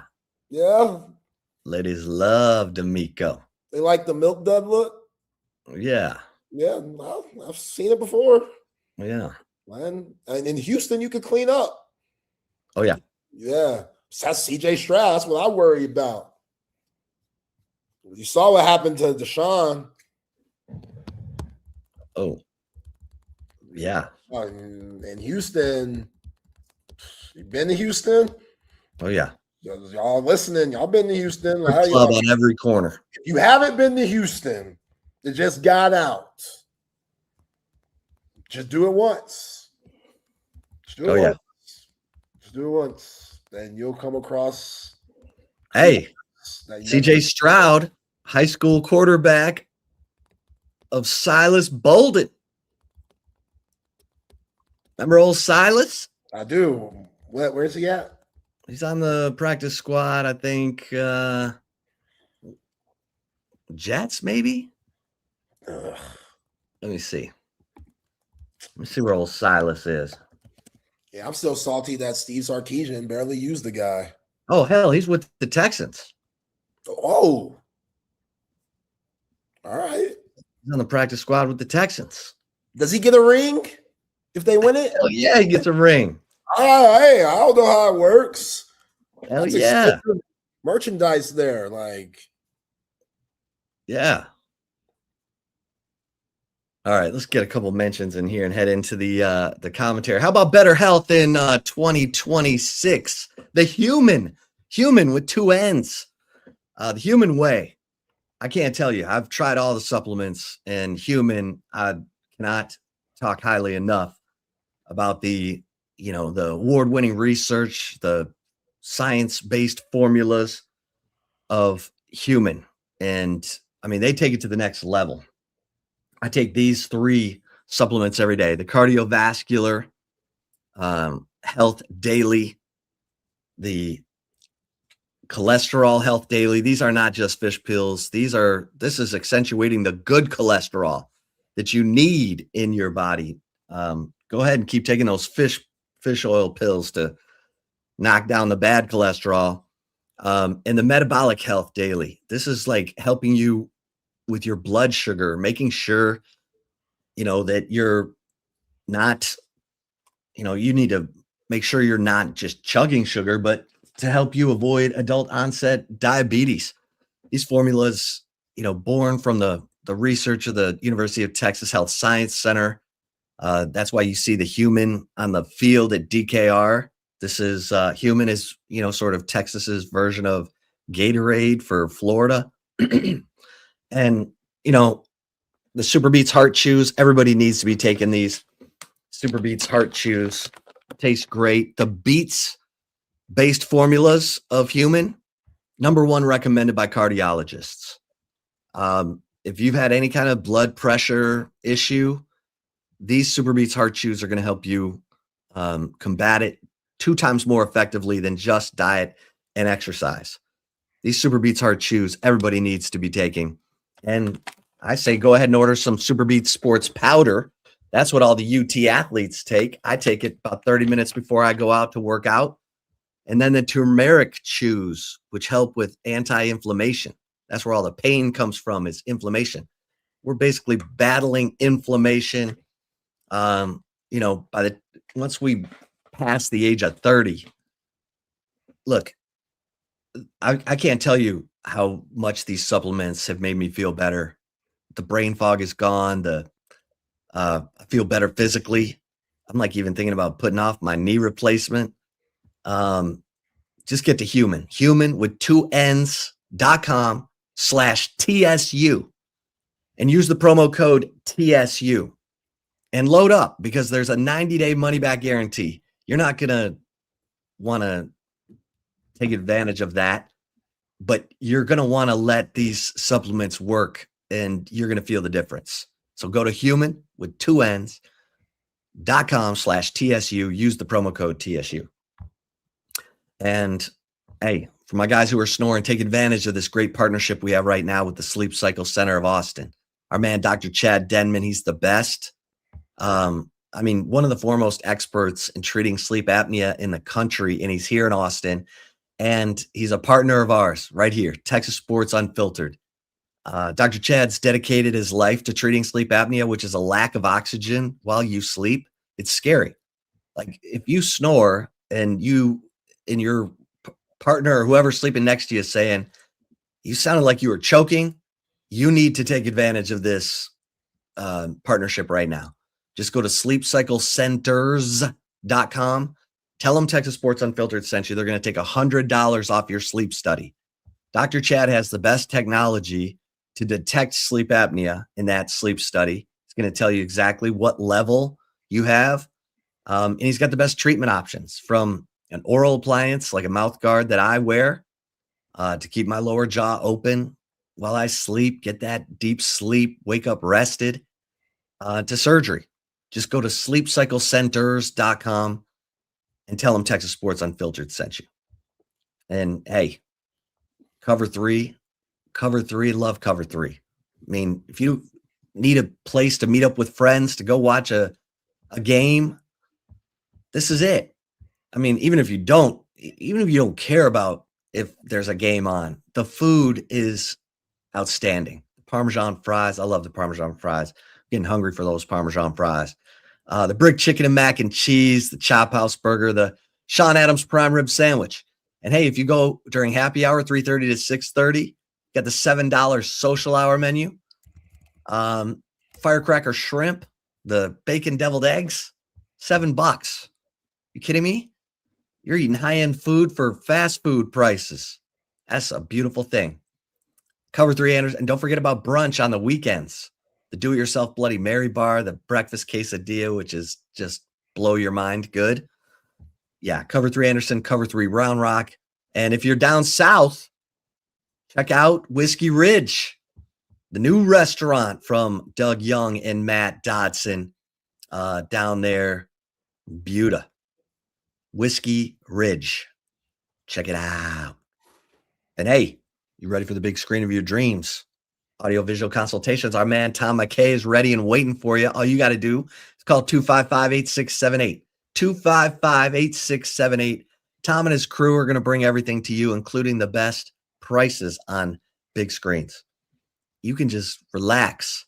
He's going to hang that big screen like a masterpiece in a museum. You're going to love it because, listen, you need to feel like you're on the sideline at the game. If your big screen isn't doing that for you, give Tom a call. 255-8678. He can handle surveillance, electronic shades, new lighting for you. 255-8678. All right, Zay, with a chip shot today, I'm just telling you, there's excitement in the air. Okay, a couple things. I'm going to hit on a couple things. First of all, Vic Schaefer today had a little press conference. He didn't really want to talk about him ripping on the SEC scheduling. He said, I think enough has been said about that. He's got South Carolina coming up on Thursday in Columbia, South Carolina. He was not happy after the LSU loss, but I think he was mostly not happy about how off his team was, and they still had it cut down to 3 points with under 6 minutes to play. That was about as bad as we've seen Texas play this year. It was the worst, according to Vic, because players were off. They weren't feeling it. You know, Vic said, I have my own ideas about why that was, but we're moving on. Almost made it sound like, you know, something. So yeah. And I said, once Aaliyah Crump is back on the floor, can Jordan Lee, you know, have some of her minutes cut back? And he's like, yeah. So we'll see about that. But it is. Yeah, that was a rumor that I saw swirling around social media yesterday, that somebody that has a lot of followers said Aaliyah Crump is redshirting, which I didn't see any credible source that follows Texas chime in or say anything like that. But to what CB is saying here, I'm sure he saw that same tweet too. That's what was said yesterday. So you're confirming when you ask that is not the case. We just don't know when she'll be back. Yeah. So either Vic is waiting on some more information and wasn't, you know, but we'll continue to monitor that situation. Obviously, you know, she still has swelling in that foot from the stress fracture. That's not good. Vic said he was told 4 to 6 weeks. We're obviously at 7 weeks going on 8. So we'll continue to monitor that situation. And then as far as football, Nick Brooks in the transfer portal.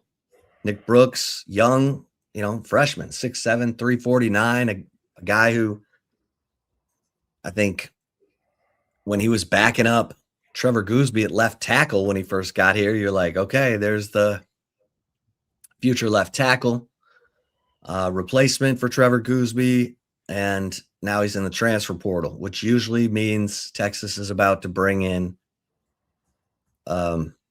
some reinforcements at that position. We saw Bo Barnes get in the portal right before Rasheem Biles and Justin Cryer got signed. We saw, you know, DeAndre Moore and Parker Livingston go in the portal, and then Cam Coleman showed up, and there are others.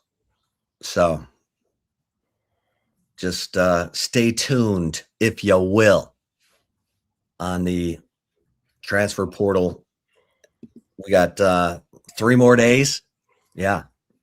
Brooks, Stroh, Neto, Kibble, Cruz, all on their way out. Damn. You got Jaden Chapman, Andre Kojo, and you know, Connor Robertson, Gooseby, Brandon Baker, and then the youngins. You know, Devin and Jordan Coleman and Jack Christian and the incoming freshman who just got on campus. Hey, was Nick Brooks the one that got he had the Brittany Griner weed pen? Yeah. I mean, foreshadowing is a thing. That poor guy. He didn't even need to admit to that. There were signs. He was like super honest. He didn't need to admit to that. What does that mean? He got pulled over for like a tail light or something. You be a young brother and get pulled over. Yeah. The hell no. He was fucking stressed. He was stressed, boy. He was stressed. That's a stressful moment as a brother. And he's young and he has a lot to lose. He knew he was in the wrong, but there were signs. There were signs, boy. There were signs. That Brittany Griner weed pen that he had. That's allegedly. All right. He ain't been convicted of nothing. Allegedly. Yeah, because Good lawyer. Good lawyer. Yeah. OJ Okay, didn't do it either. Remember that? Hey. Allegedly, OJ. Allegedly. You're wilding. Allegedly. Now we're going to OJ, for God's sake. You couldn't have picked a worse comparison. Allegedly. All right, and finally, my Houston Texans. Hey, I said, everyone's like, their offense sucks. Their offense sucks. Their offense sucks. Yes, their offense sucks. And now Nico Collins is hurt. But guess what? That defense is so good, they score the touchdowns. I mean, this is very Ravens-like. And yes, they've won 10 in a row. Come on. Come on, Texans. You got to get after Drake May. You got to twist him around, get him to throw you some footballs. Yeah. Because I'm just saying. Chargers turned them over. He didn't look too good against the Chargers. He athletic, though. I didn't realize he was so athletic. He can run. Yeah, Drake. Yeah. Drake, yeah, he can run. And I forgot that his brothers were all athletes, too. He has like 3 older brothers. I don't know if you remember Luke May, basketball player at North Carolina. He hit like a huge clutch shot in like one of the championship games or the Final Four games, like one of the games where North Carolina went deep. His brother was like 6'9", by the way, 6'8", and a huge 3. And I think one of his other brothers played baseball for North Carolina. So they believe that, you know, Mac Brown, Carolina Blue. Yeah. Mac Brown. Normally when Mac Brown has a quarterback of that caliber, he wins a conference championship. Yeah. Mac won a conference title with Vince Young and one with Colt McCoy. He won 2 conference championships in his 38-year career. Jeez. Thought he might win one with Drake May, but it didn't quite happen. Although, North Carolina fans, you wishing Mac never left? With old Bill Belichick and Jordan Hudson? Hey, sticky note time. Get it out. Jordan Washington, first team All-ACC. Get it out, baby. Jordan Washington? Jordan Washington, first team All-ACC. North Carolina, baby. Good pickup, Bill. Good pickup. We're going to fix the drop problem. We're going to fix that. That's all we got to fix. Everything else is smooth with Jordan Washington. You're going to the wall on this? Yeah. All right, let's get to the right call. Let's go. Before that, though, shout out to Covert BK, the best automotive dealership in the biz. Been doing it for over 100 years and been doing it well. And trust me, I know. Wifey and I got our Buick Encore GX from Covert BK, and it couldn't have been an easier process. We went in. She knew what she wanted. She knew what she liked. They had what we wanted. And what we were looking for, we didn't even know they had. They like kind of went to the bag, did some talking, came back and said, okay, Zay, we got something for y'all. And sure enough, they came through and we couldn't love our vehicle more. And hey, that should just give you all the motivation to go to Covert BK if you're looking for a car. If you need to trade in a car, new, pre-owned, it doesn't matter. They will take care of you. They got Buick, GMC, Cadillac, Ram, Jeep, Dodge, and Chrysler. And hey, man, the new Dodge Chargers are going crazy. They got just Jeep Wranglers going crazy, 2025 editions, which the price has gone down because they're getting ready for the 2026. And these are new cars we're talking about. So check it out online at covertbcave.com for all the latest specials and inventory.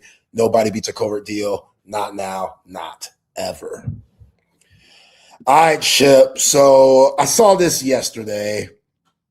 Thought it was a little weird. It was a little odd because I didn't know how the Baltimore Orioles and Tupac were a connection, but apparently it is. So on May 8th, the Orioles are having Tupac Shakur Day. And the reason why they're having this is because he went to school in Baltimore from 84 to 88. That's when he went to one of those performing acting schools for the, kids that want to be actors and want to be entertainers in the future. I don't know if this is where he met Jada Pinkett, but I feel like that would make sense. But yeah, somehow they put Tupac in a Orioles jersey. They got the bandana, they got the nose ring, and they're going to honor him on May 8th. That is weird. Like, the Orioles must be just down in the dumps. You think it's a desperation move? I mean, look, a Tupac bobblehead is cool. It is cool. But how are you? I mean, really? We're trying to get. We're like he spent some time in Baltimore as a kid. So guess what? And yeah, he's been gone for 10 years. But guess what? 10 years. We got a bobblehead. Let's go. Come get your Tupac bobblehead. Yeah. What are we doing? Wags, man. I know these are your Orioles, dog, but y'all are bugging here. I agree with Ship. This is a weird move. It's a weird move. Now, granted, Tupac is a legend. Oh, yeah. So this is a top 5 rapper, in my opinion. Obviously, that's subjective. This is Steve Sarkisian's favorite rapper. Like, I always imagine when Sark is taking his walks around the field before the game, I always imagine that he's listening to Hit 'Em Up or Two of America's Most Wanted or Brenda's Got a Baby. One of those. But, yeah, Baltimore, we're reaching a little bit, and that's okay. The Orioles, when I think of Major League Baseball, they're not the first team that comes to mind. You think Yankees, Red Sox, etc. Not Baltimore. So they need extra, whatever that is, and this is extra. So a part of me respects it, but also a big part of me is a little confused. And that's okay. I get one. So he lived there from 84 to 88, from the time he was 13 until 1988, which 13 to 18. And then he moved to California. Marin. I mean, hey, Tupac lived here from, during high school. So we're having bobblehead night with the Orioles. And where's this been? Like, Tupac, he died it's about to be year 30. So maybe that's it. Is that the day he died? It's year 30. Okay. Yeah, 1996. He died September 13th, 1996. Okay. So they're going to do a 30-year commemorative. Yeah. This is okay, David. I respect this. Top 5 rap list: KRS-One, Rakim, Nas, Big, Jay-Z, Eminem. Can't go wrong with that. No Tupac? Yeah. You're showing your age with KRS-One, by the way, David. You're showing your age. South Bronx. South Bronx. Yeah, man. That's us way back in the day. I was like when hip-hop first started taking off. But I respect it. All right. That's like when I start talking about Cool Mo D. Yeah. I see CB. Interesting. Tupac, Pimp C, Eminem, Biggie. I like the Pimp C. One thing about me, Chip, if you're in a group like Outkast, everybody always says Andre 3000 is one of the greatest rappers of all time, and I agree. But there's something about being a solo artist that gives you, like you don't need no one. Andre 3000 needed Big Boy.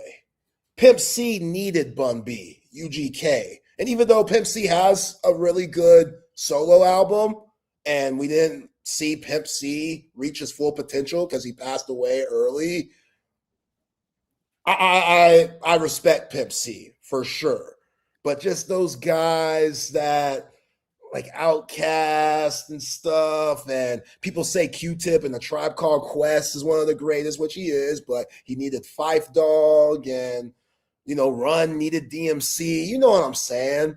Like, let me see you solo. Can you hold your own solo and make a classic album? Because I know Nas can, I know Tupac can, I know Biggie can, Ice Cube can. Like Ice Cube in a group, they screwed him over. He was writing all of Eazy-E and Dr. Dre's lyrics, did his own thing, and became a legend with his own just sound that he brought to the West Coast at the time that it was needed. I mean, Today Was a Good Day might be the greatest hip-hop song of all time. You could argue that.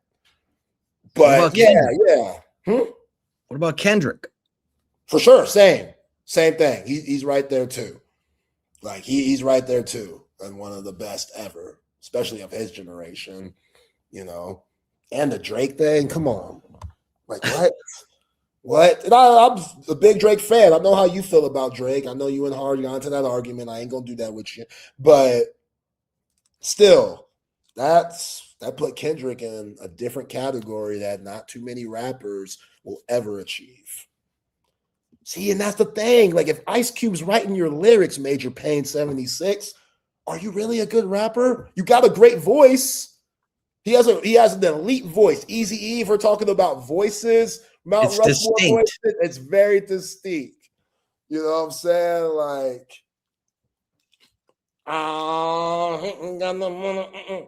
yeah, Eazy-E, very unique and deserves his credit. But also, Cube was writing them lyrics up, handing them the paper. Easy would look at it, go in the booth, and rap it. And I can't give him credit for that. God bless his soul. I just can't give him credit for that. That's fair. That's fair. Yeah. That's like somebody writing your articles for you. Yeah. And you putting your name on it. Like, we can't do that. We can't do that. There's already AI trying to encroach. Yeah. All right, well, this video that ain't AI that I gotta show you. 6th Street fight, man. This girl got knocked out. I feel bad for putting her on blast like this, but also the people need to see this. So I really can't tell where exactly it was. Definitely 6th Street, definitely downtown area. This girl on girl action? Girl on girl action. Homegirl. Ronda Rousey versus Holly Holm? Something of that sort. Like the way this girl got knocked out, it's a tough watch, man. It's a tough watch, and I'm trying to upload it, but there's multiple angles. I'll try to get the other angle after I show you this. But she's standing there. She's talking to a couple of sisters. The sisters ain't having it. You could tell before the camera started rolling that things were getting built up. And this might be one I have to wait because it's taking a lot longer than expected. This might just be a cliffhanger for tomorrow's show. Okay. But, 6th Street, I'm glad it's improved from the craziness of the past. All right, here we go. 6th Street fight, homegirl gets knocked out. My girl right here.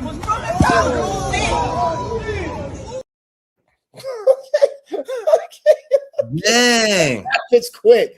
That is quick. Lock in. I'm showing you again. Lock in, look at the screen, and try to just see it in full time because it is the haymaker of all haymakers. My girl right here.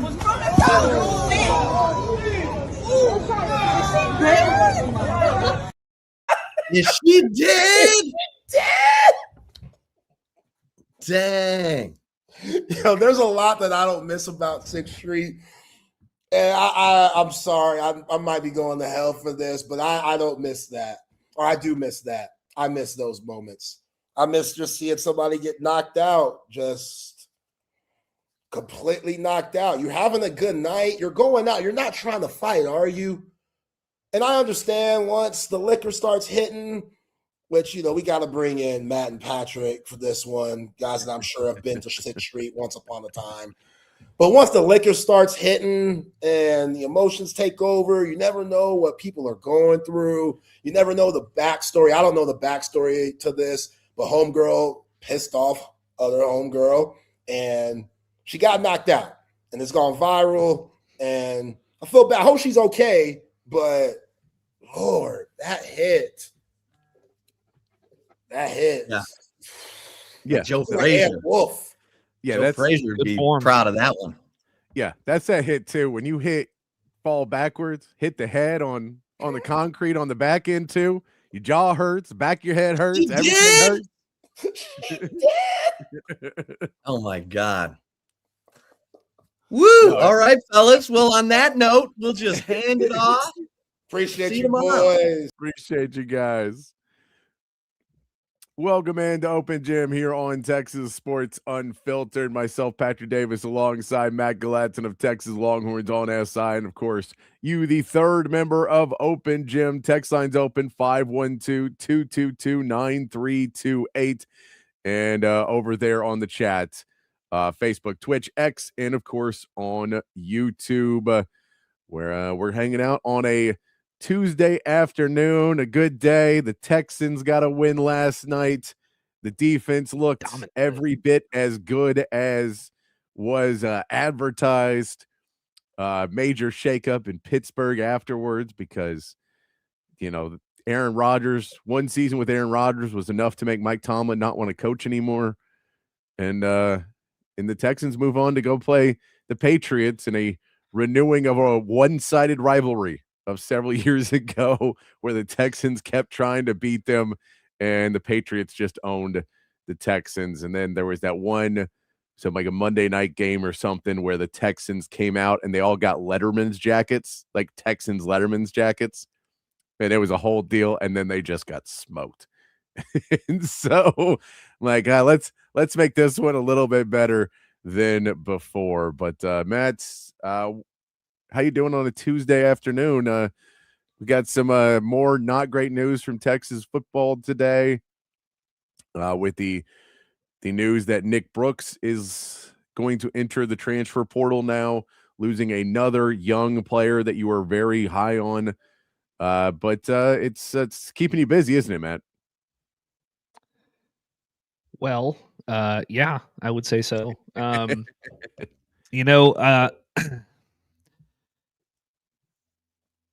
not necessarily that concerned about the Nick Brooks thing.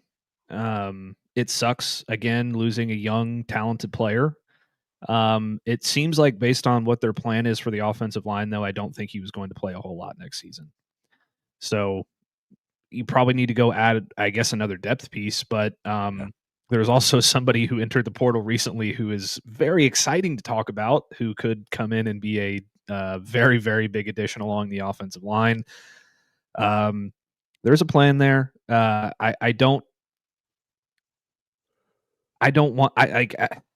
understand why everybody's freaking out because that's like 5 guys you've lost to on the offensive line now or something like that via the portal, which sucks. But I have a very good feeling that they're going to start replacing these players over the next couple of days. Yeah, no, again, like the Nick Brooks one, it feels like a lot more of you're getting news from inside that they're bringing in X amount of players and they have a plan that they want to bring in, because it doesn't feel like the Nick Brooks ones is necessarily money, because we're kind of past that point of just straight up money for leaving, that you felt, that they lowballed you or whatever else. They should have already had all these discussions with people, so it's a little bit later than that one.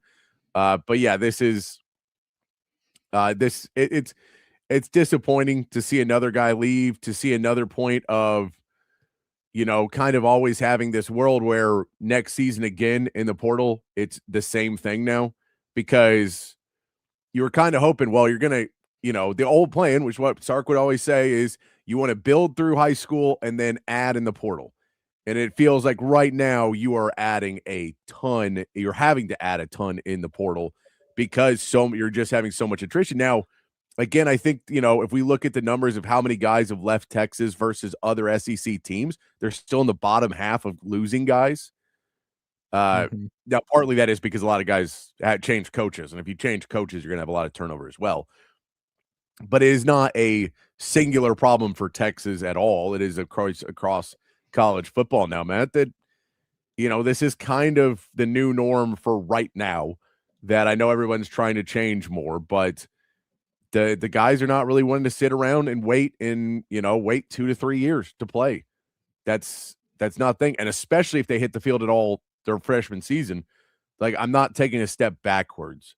I'll go play, because for them, and I understand this concept, I'd rather go play somewhere else and I'll transfer again, because it's not a one-time transfer. You can transfer 4 times, and you can just you can go, I'm going to go here for a season, and then if I play well enough, I'll transfer to a better school. And if I play well enough, I'll transfer to another school, and I'll keep moving up.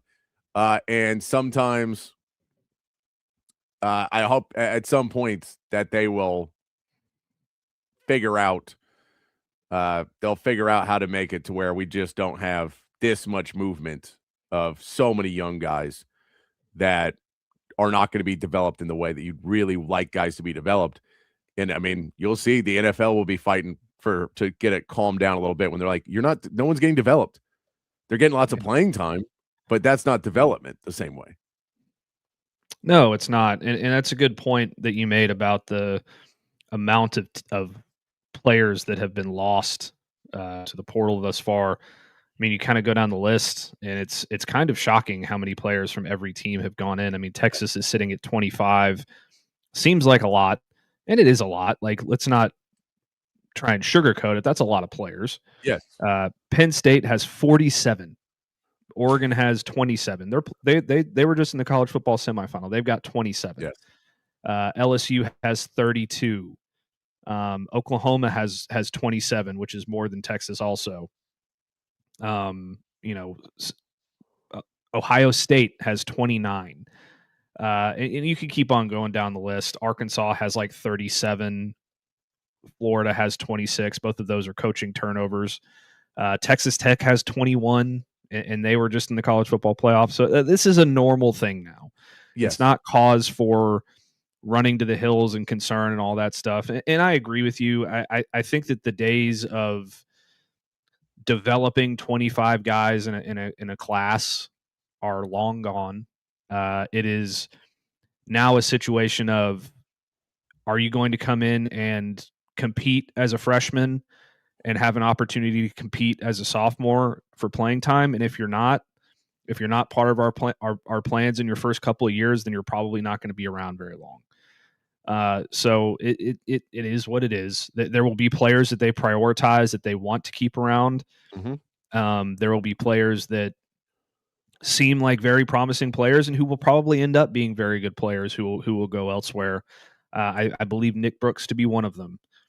But experience is what wins right now in college football. Look at Indiana. And I think that's kind of the model that everybody's trying to get, is experience over young talent. I think is kind of what the new ticket to the national championship is right now. And Texas is trying to play that game. Yeah, and it's for the players, they're realizing that your value doesn't go up if you don't play. The only way you can increase your value is by playing, because it doesn't matter if you're a 5-star, then you're hoping that in 1 to 2 seasons, I'm going to get to be able to show off what I can do. They say, I don't want to wait till, my junior year to be a starter. I'd want to be a starter my sophomore year. And then I want to play in my freshman year, be a starter in my second year. And then in my third year, I can go be real. Like, now you got to pay me. Now I have to make money. And I don't want to have to sit and wait for it. And I get I get being young and wanting that, and I get the flip of it, which is, get your education at a good school, make all your connections, work your butt off, make it. And especially some of these guys, you're like, you can make it to the NFL, and you'll have a career, and you'll have everything good for you in life before the NFL and after the NFL will be much better because you stayed on this one path. But when I was 18, 19, 20 years old, I was not making really sound long-term decisions a lot of the times. I was also somebody who was, if you would have told me, well, do you have a path to possibly, making good money or possibly not, or you can go this route. Someone's going to pay you right now. And if you play well, you will get paid triple in a year. And if you play well, then you'll probably get paid double that in another year. Like you can escalate how much money you're making pretty quickly in the portal now. And I think there's a conversation of agents to these kids too, that like, this is not going to last forever. This will get shut down a bit. This will get changed. There will be some rules that get in place at some point. There will be guardrails on things. The free spending, wheeling and dealing world of it will not last forever. So you might as well dip in now.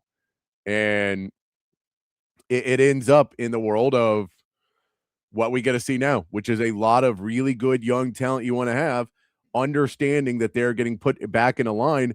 And especially, if you're just taking seniors, maybe it's one thing, but when you start taking juniors in and maybe even really good sophomores, then they start and look there and go, no, because that guy's got 2 years left and I'm not sitting for 2 more. I mean, again, when you're 20 years old, 2 years is a lifetime. It's not when you're 40, but when you're 20, it is. Can't imagine when I'm going to be in 2 years. So, especially when you consider their NFL aspirations. Yes, these guys need to get on the field if they want to make it to the NFL, and their best avenue to do that is very quickly becoming the transfer portal, which again is unfortunate. Kane, I don't know if I necessarily agree with that. Maybe the demand isn't like, so here's what I would say. Like the players like Rocky Cummings and Jet Walker, is it Jet Walker, the running back? Caden Scherer, like those guys that were at the bottom of your class who are all developmental pieces. Those aren't the kinds of players that are going to be at risk for the transfer portal. Those are the kinds of players that I think every roster in America is going to try to fill on the back end of their recruiting classes, so they can have players that stick around and are developmental and aren't at risk of entering the portal. It's going to be a very different, calculus when you start to consider what's happening with recruiting. You're going to probably get like 10 to 12 guys that you think could compete within the first 2 years for starting spots, and then the rest of them are going to be long-term developmental pieces that aren't going to necessarily play into the equation over the first couple of years. So it's going to be a very different form of recruiting that we've seen in years past over the next few years, more than likely, until they put some guardrails on this thing. Yeah. No, I'm with you. And it feels like every time we talk about this, you just go, yeah, there has to be, the conversations from the coaches, they've kind of been screaming this for 2, 3, 4 years now. And a lot of people have wanted more guardrails, but it feels just more and more where it's starting to become, because it's escalating every year. And there's no point of it where it seems to be leveling off and becoming a new trend. It just every single year it becomes a little bit more and a little bit more. And you can't sustain constant growth of we're spending more, but we're not making more. And the way the revenue sharing is fine. The revenue sharing is completely sustainable. The NIL world of it and the free spending on the back end part of it is not sustainable. The tampering is not really sustainable. So I think that you'll see eventually they'll find a way to get it to where you can no longer be suing every single time you want to get out of everything. And, I know that the NCAA has done a really poor job dealing with transfers, and that's kind of why it got out of hand in the first place, because just seemingly on a whim, they would approve some transfers and not others. There was a story a couple years back that a kid was transferring to be home with his sick mother, and they didn't give him a waiver for the transfer portal. But then another kid was just like, oh, I want to go to this other school. And so they gave him a transfer. You go, wait, how does that kid who has no real reason why he's transferring get a waiver? But the kid who's literally going to be with his sick mother, that feels like a completely feasible reason why you'd want to be able to transfer. So once they would turn those down, that's when everybody goes, screw the NCAA. They have no power over this. And then you get the long-term effects of the NCAA trying to rule with an iron fist and trying to keep all their own money while not allowing it. And so it is, and Joe, I don't think 4 and 5 stars are overrated. I think that you have to use them in piece with other things. Because, yes, Indiana has a lot of good things, but the other flip of that is that's a 5-year build, what they've done at Indiana. Between James Madison, this is a 4 to 5 year build, which Indiana no longer has the ability to do. You can do that. You can do a 4 or 5 year build for your first run. But once you get to where Indiana is, they can't reset and start playing young guys again. So now they have to go in the portal, and now they have to go try and get 4 and 5 star guys, because you can't bring in the portal a 3-star guy and in 1 year get him to be great.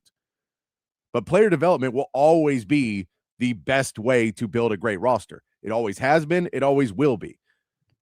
And Texas Tech is a perfect example of bringing together a really, really good roster. But when push comes to shove, when you start playing really good talent, then that kind of evened out the 4 and 5 stars. So player development is still very, very key.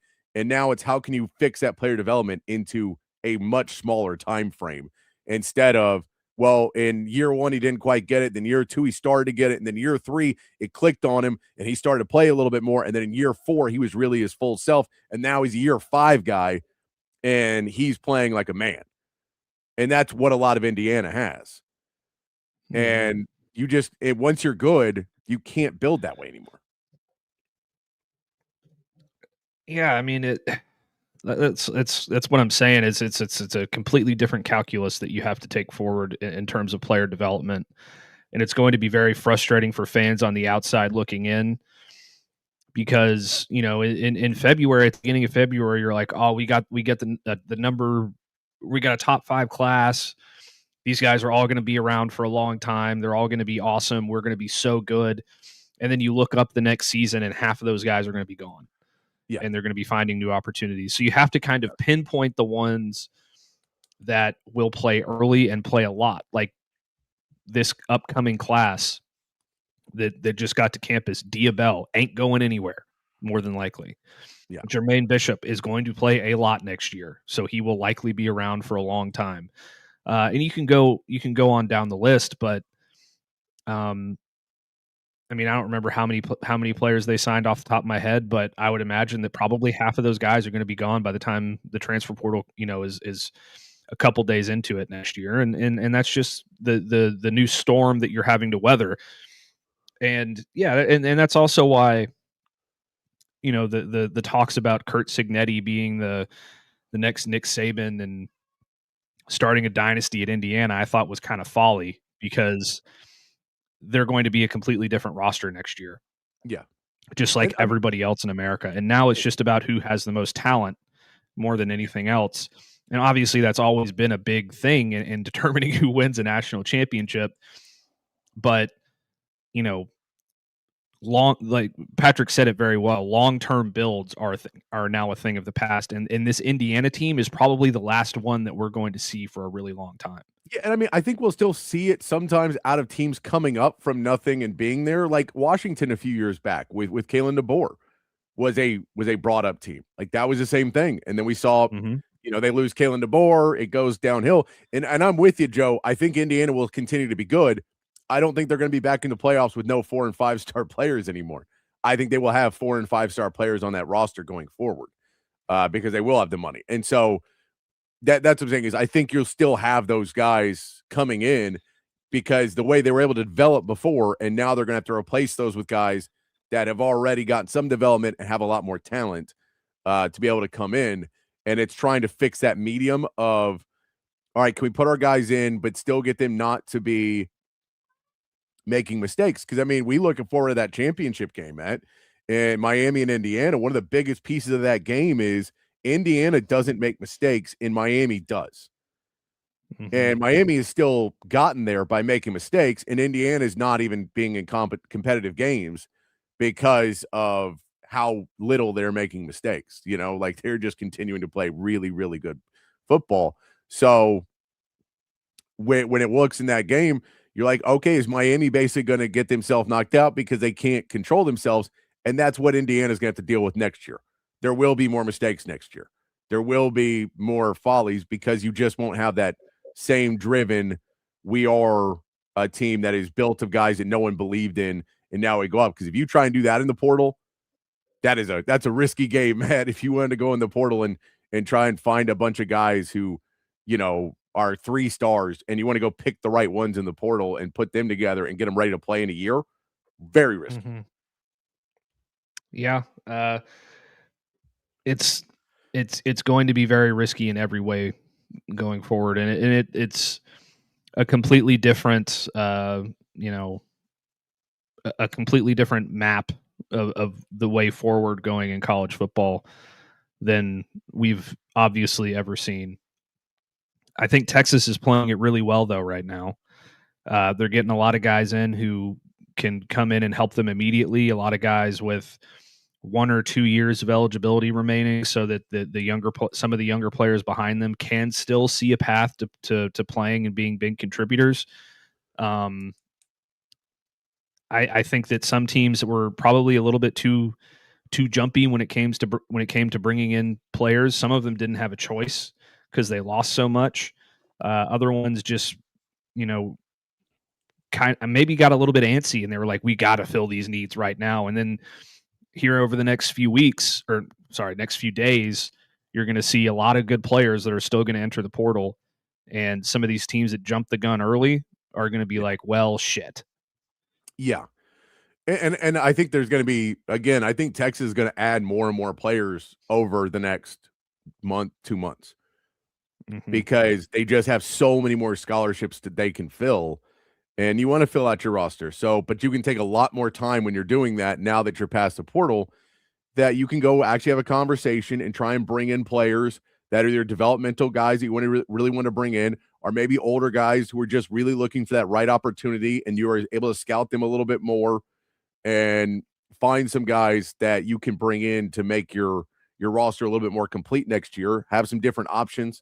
Maybe find some guys that do things really well. Maybe go get yourself, a linebacker who's just really, really good in coverage, or a linebacker who's really, really good at pass rush, but it can't do anything else. And you can kind of use guys in different situations that way. Or you just find guys that are really smart, heady players, but not necessarily physically in the same sense. So their highlight reel doesn't look great because they aren't making big splashy plays, but they're in the right place at the right time. And you're able to kind of find those guys. That's what Texas will fill out his roster with.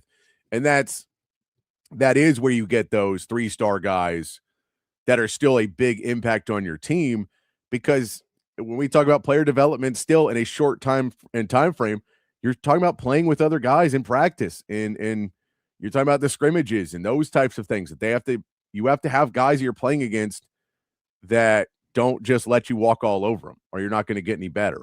If you're able to run around the pocket and Arch can throw off his back foot and miss a guy by 7, yards, but it still doesn't matter because there's no interception because the defense doesn't know how to play it, then Arch is not going to learn to not do that. So you have to be able to go and continue to get things going in the right direction. So the Nick Brooks part is disappointing to see, but again, it does lead you to believe, in the way that we've seen with basically most other departures of younger guys, that there's something else in the works, and there's something else, and there's a backwards reason for it other than just Nick Brooks decided when he woke up this morning that the money wasn't right. Yeah, it's more likely the playing time wasn't going to be right, and he knows offensive line is a really hard position to compete for, because at least at running back, you may get a carry or two. You're going to get some runs, and there's going to be, but offensive line, it's like if you're not starting, you're sitting on the bench for most. You're not going to play very often at all. Yeah, and I think one of the things that we see the most when players enter the portal, especially young players, it's that they're making a bad decision and they just want more money. And I don't think that that's really the case, as often as people might think. I think that it's a lot more of Texas having conversations with these players saying, hey, look, this is our plan right now. Your long-term plans here do not mesh with ours. So if you want to get on the field next year, it's probably not going to be here, and you probably need to go find another opportunity. Yeah. I think that's probably what happened with Nick Brooks. I think that's probably what happened with Warren Roberson. Elijah Barnes probably was not as much in that conversation, but still probably not too far off from it. The players always seem to take the blame in these situations when I think more often than not it's either a mutual decision or a business decision by the program. So if Texas gets another player that enters the portal that you were excited about, whoever it might be, I can't think of another one that's going to enter off the top of my head. Maybe think about the whole picture before you immediately jump to blame the kid. Yeah. Is what I would say. Yeah, no, I agree. Yeah, because it sucks that these guys are trying to make decisions, and the fact that they chose Texas for the first part means half the country hates them. Because why didn't you pick my school and you went to Texas instead? And then they decide a year or 2 years later that it's time to move on, and now Texas hates them too. And then they go. It's like there's a level of it that they are. It is sports, and you want these kids to be happy and healthy at a point. I get it. If we got to play them, they're playing for our rivals. Then I don't want them to ever win another game. But I still like to be able to go like, if this is the way I like to think about it, Matt, is if we were going to do our season preview next year and we were going to be mentioning this person and saying good things about them, then it's disingenuous of me to then, as soon as they leave, be like, what a piece of garbage. Because, 3 months later, 4 months later, I'd be going, this guy's going to be a big part of what Texas does. And so I try not to be too much in that world. And you just go, man, it's business. A lot of the guys come in here, they made financial decisions to come here. So you can't get mad on one side and happy on the other, but you end up with it. We saw DeAndre Moore also end up in Colorado today, reuniting with Brennan Marion. So that should be an interesting reunion there. I think it's a decent enough place for him to go. It's, you're still in a Power 4 conference. You go back to the Big 12. You go into a place where you are going to be able to get an opportunity to be a top guy there at Colorado. Mm-hmm. So a good decision for him to decided to move on. And I thought there was maybe some of the places he could have gone where, it's kind of like the Parker Livingston thing where it's like you go to Oklahoma and you go, well, if you're a top 2 guy at Oklahoma, that doesn't bode well for Oklahoma. And that's not a shot at Parker Livingston. I just think that SEC trying to be a playoff team should have probably more options than that. He could be a 3. Yeah. We'll give him a 3. But if he's aiming to be top 1 or 2, then that's a little bit different. And I think with DeAndre Moore, he was getting some places where he was going to try and be a 1. I think in Colorado, there's a chance he could be a 1, but he's almost definitely a 2. And then a worst case scenario, a 3. And then some of the other schools, you could slide back down and be where you were at Texas. Yeah. I'm pulling up Colorado's depth chart real quick because I know they lost, I think, their top 2 receivers to the portal. Omarion Miller was one. I believe he's at Texas Tech now. Sincere Brown is graduating. Joseph Williams is graduating. Terrell Timmons is graduating. Gosh, they lost a lot. So he has an opportunity to be one of their top guys, and I'm sure they'll bring in others, but you at least have the opportunity to compete for that.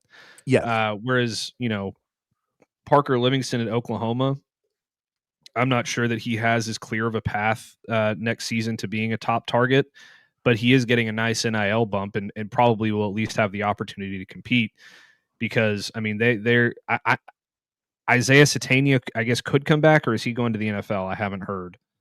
I haven't heard either. Giovanni Gibson's going to be there still. Deion Burks is going to be gone. So he'll at least have an opportunity, I think, to be a 2 or a 3. At Texas, he was going to be a 5 probably once it's all said and done because they want to make room for Khalil Lockett. They want to have Ryan Wingo and Cam Coleman out there. Jermaine Bishop's going to get a big run. You still got Emmett Mosley. So I think they really liked what they had there. And in the instance of Parker Livingston, even though he had a really hot start to this season, his production started to dip in the second half of the year once Emmett Mosley came back. And I think that was kind of indicative of where he was kind of heading. And now when you add Cam Coleman into the equation, it's like, okay, where does this guy play at a big clip? And it's just not there, especially with the NIL money that he was asking for. It probably wasn't a good thing moving forward for him, because he was going to play behind Ryan Wingo this year, more than likely. Yeah. And I mean, how much do you really want to be a backup for the guy that was the most targeted player on your football team last year by a wide margin? Yes. You know? No, it doesn't look like Isaiah Saitania has announced anything yet. So they're in a holding pattern there, which is another piece of a lot of these schools trying to figure things out. And if your wide receiver one is in a holding pattern, you gotta try and figure some things out. But yeah, I mean, you look at next year for Texas, it'll be the same thing. You're in the wide receiver pattern. You're hoping that a Jermaine Bishop or somebody steps up and you have another guy that you're like, okay, that's now our number one. And then let's go out and try and get another number one. But you're in a pretty good chance you lose Wingo and Coleman next year, both to the NFL draft, and you're back in the same spot, going back in the portal, hoping that you get somebody young and I think Jermaine Bishop will be the one most people would say is most likely to have the potential to be a number one guy. You have some other guys who could be really good, but maybe a Khalil Lockett could get closer to that this season.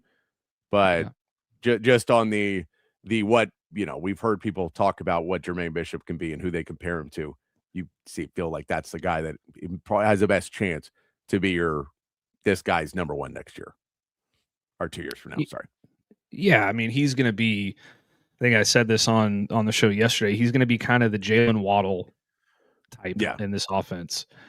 So I think what your wide receiver depth chart is going to look like is you're going to have Cam Coleman at the X, Ryan Wingo at the Z, Emmett Mosley in the slot, and I think Khalil Lockett's going to be backing up Cam Coleman and Ryan Wingo. You're going to have Jermaine Bishop in there. Ryan Niblett's going to get some run at wide receiver. I'm sure that Michael Terry will have some say in what's going on there. Maybe they'll bring in another guy too to be kind of a depth piece. The loss of Jamie French, I think, does hurt a little bit in terms of what you would have liked to have in terms of depth. 100%. But at the end of the day, you're going to have the best group of wide receivers in the SEC more than likely, and that's a good thing. Yeah, and again, it doesn't surprise me at all if they add another wide receiver at some point in the next month or two. That's a guy that they just like. And that's just still kind of out there floating around that isn't necessarily thinking I'm going to be a starter anywhere anyway. So you can get him for the right price and you bring him in. But yeah, I mean, I'm with you. That's what we kind of look at all these things. It's also interesting that we saw today that the coaches have put out that they have sent a letter to the NCAA to ask to change the redshirt rule, which in a world where everyone's trying to get their 5th and 6th year of college football now, this makes more sense that college coaches are like, we get the red shirt. We are basically saying now the red shirt is almost BS, but we still want to basically red shirt almost every freshman at this point, unless they're just so impressive. Because, Matt, they're suggesting it go from, because originally it was like 2 or 3, right? And then it just went to 4 recently. Now they want it to go to 9, which is a big leap. That is like, the 9 is a big leap of, well, that means you're playing in almost every game this season. There's some guys who are really good players who get hurt and don't play 9 games in a season.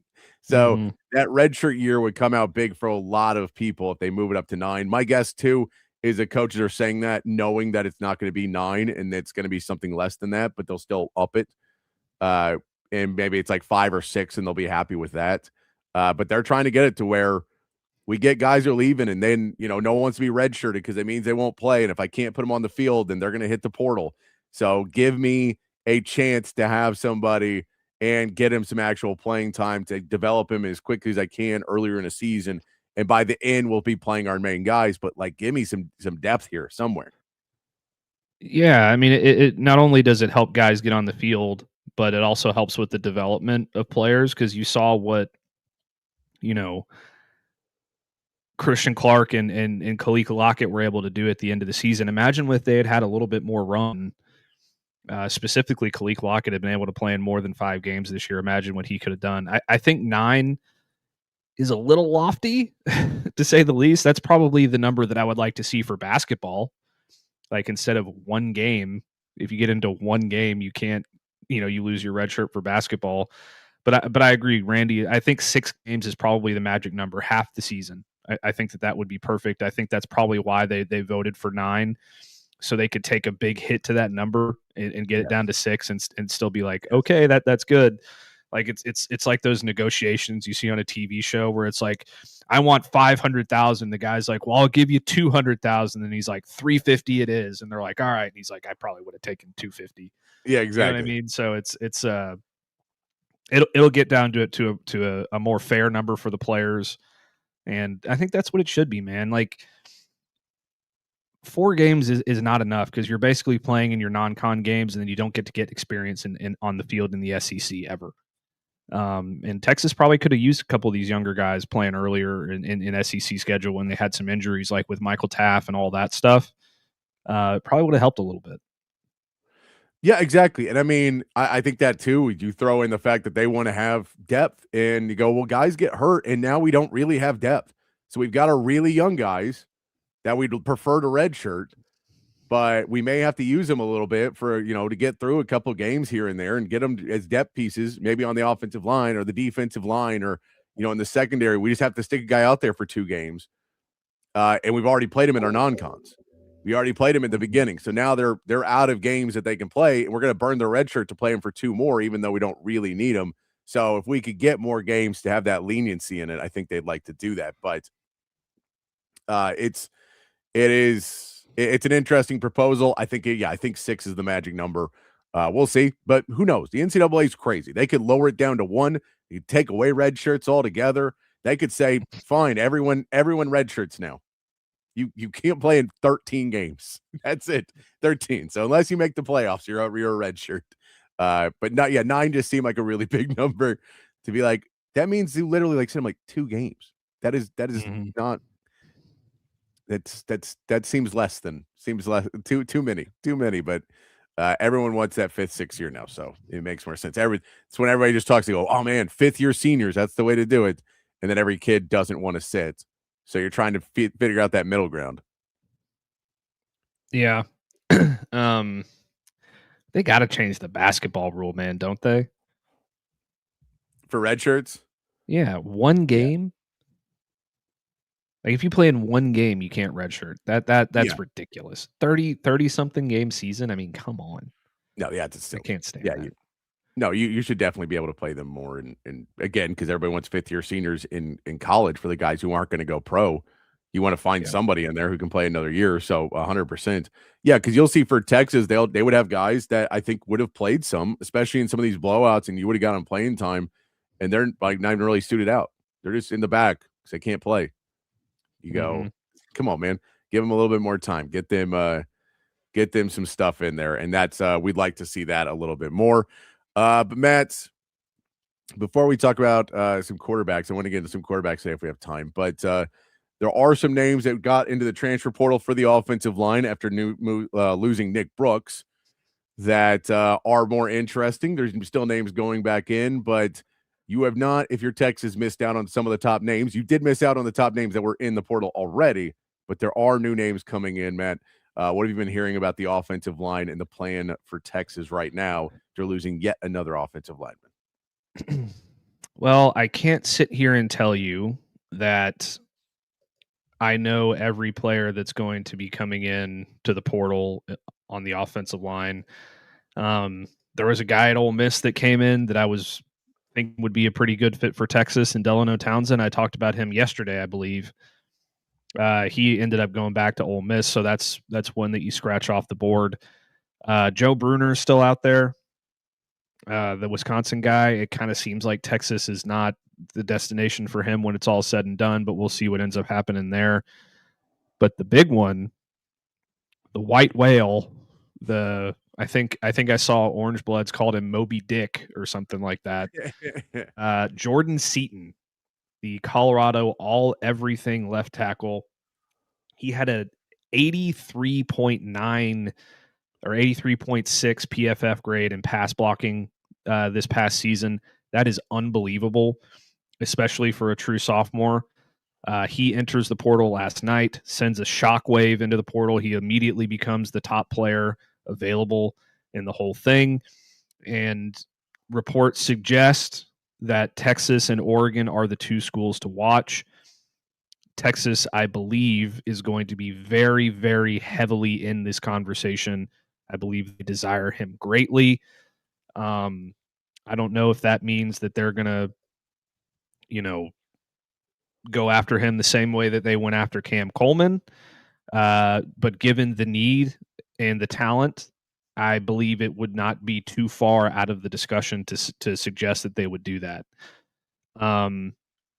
Yeah, CB, you're right about that too. They could have 5 first-round picks next year if he ends up coming to Texas. But we posted a story on it last night on Texas Longhorns on SI almost as soon as he got in there, and the overwhelming amount of questions that and comments that I got on Twitter and Facebook were, but we already have a left tackle.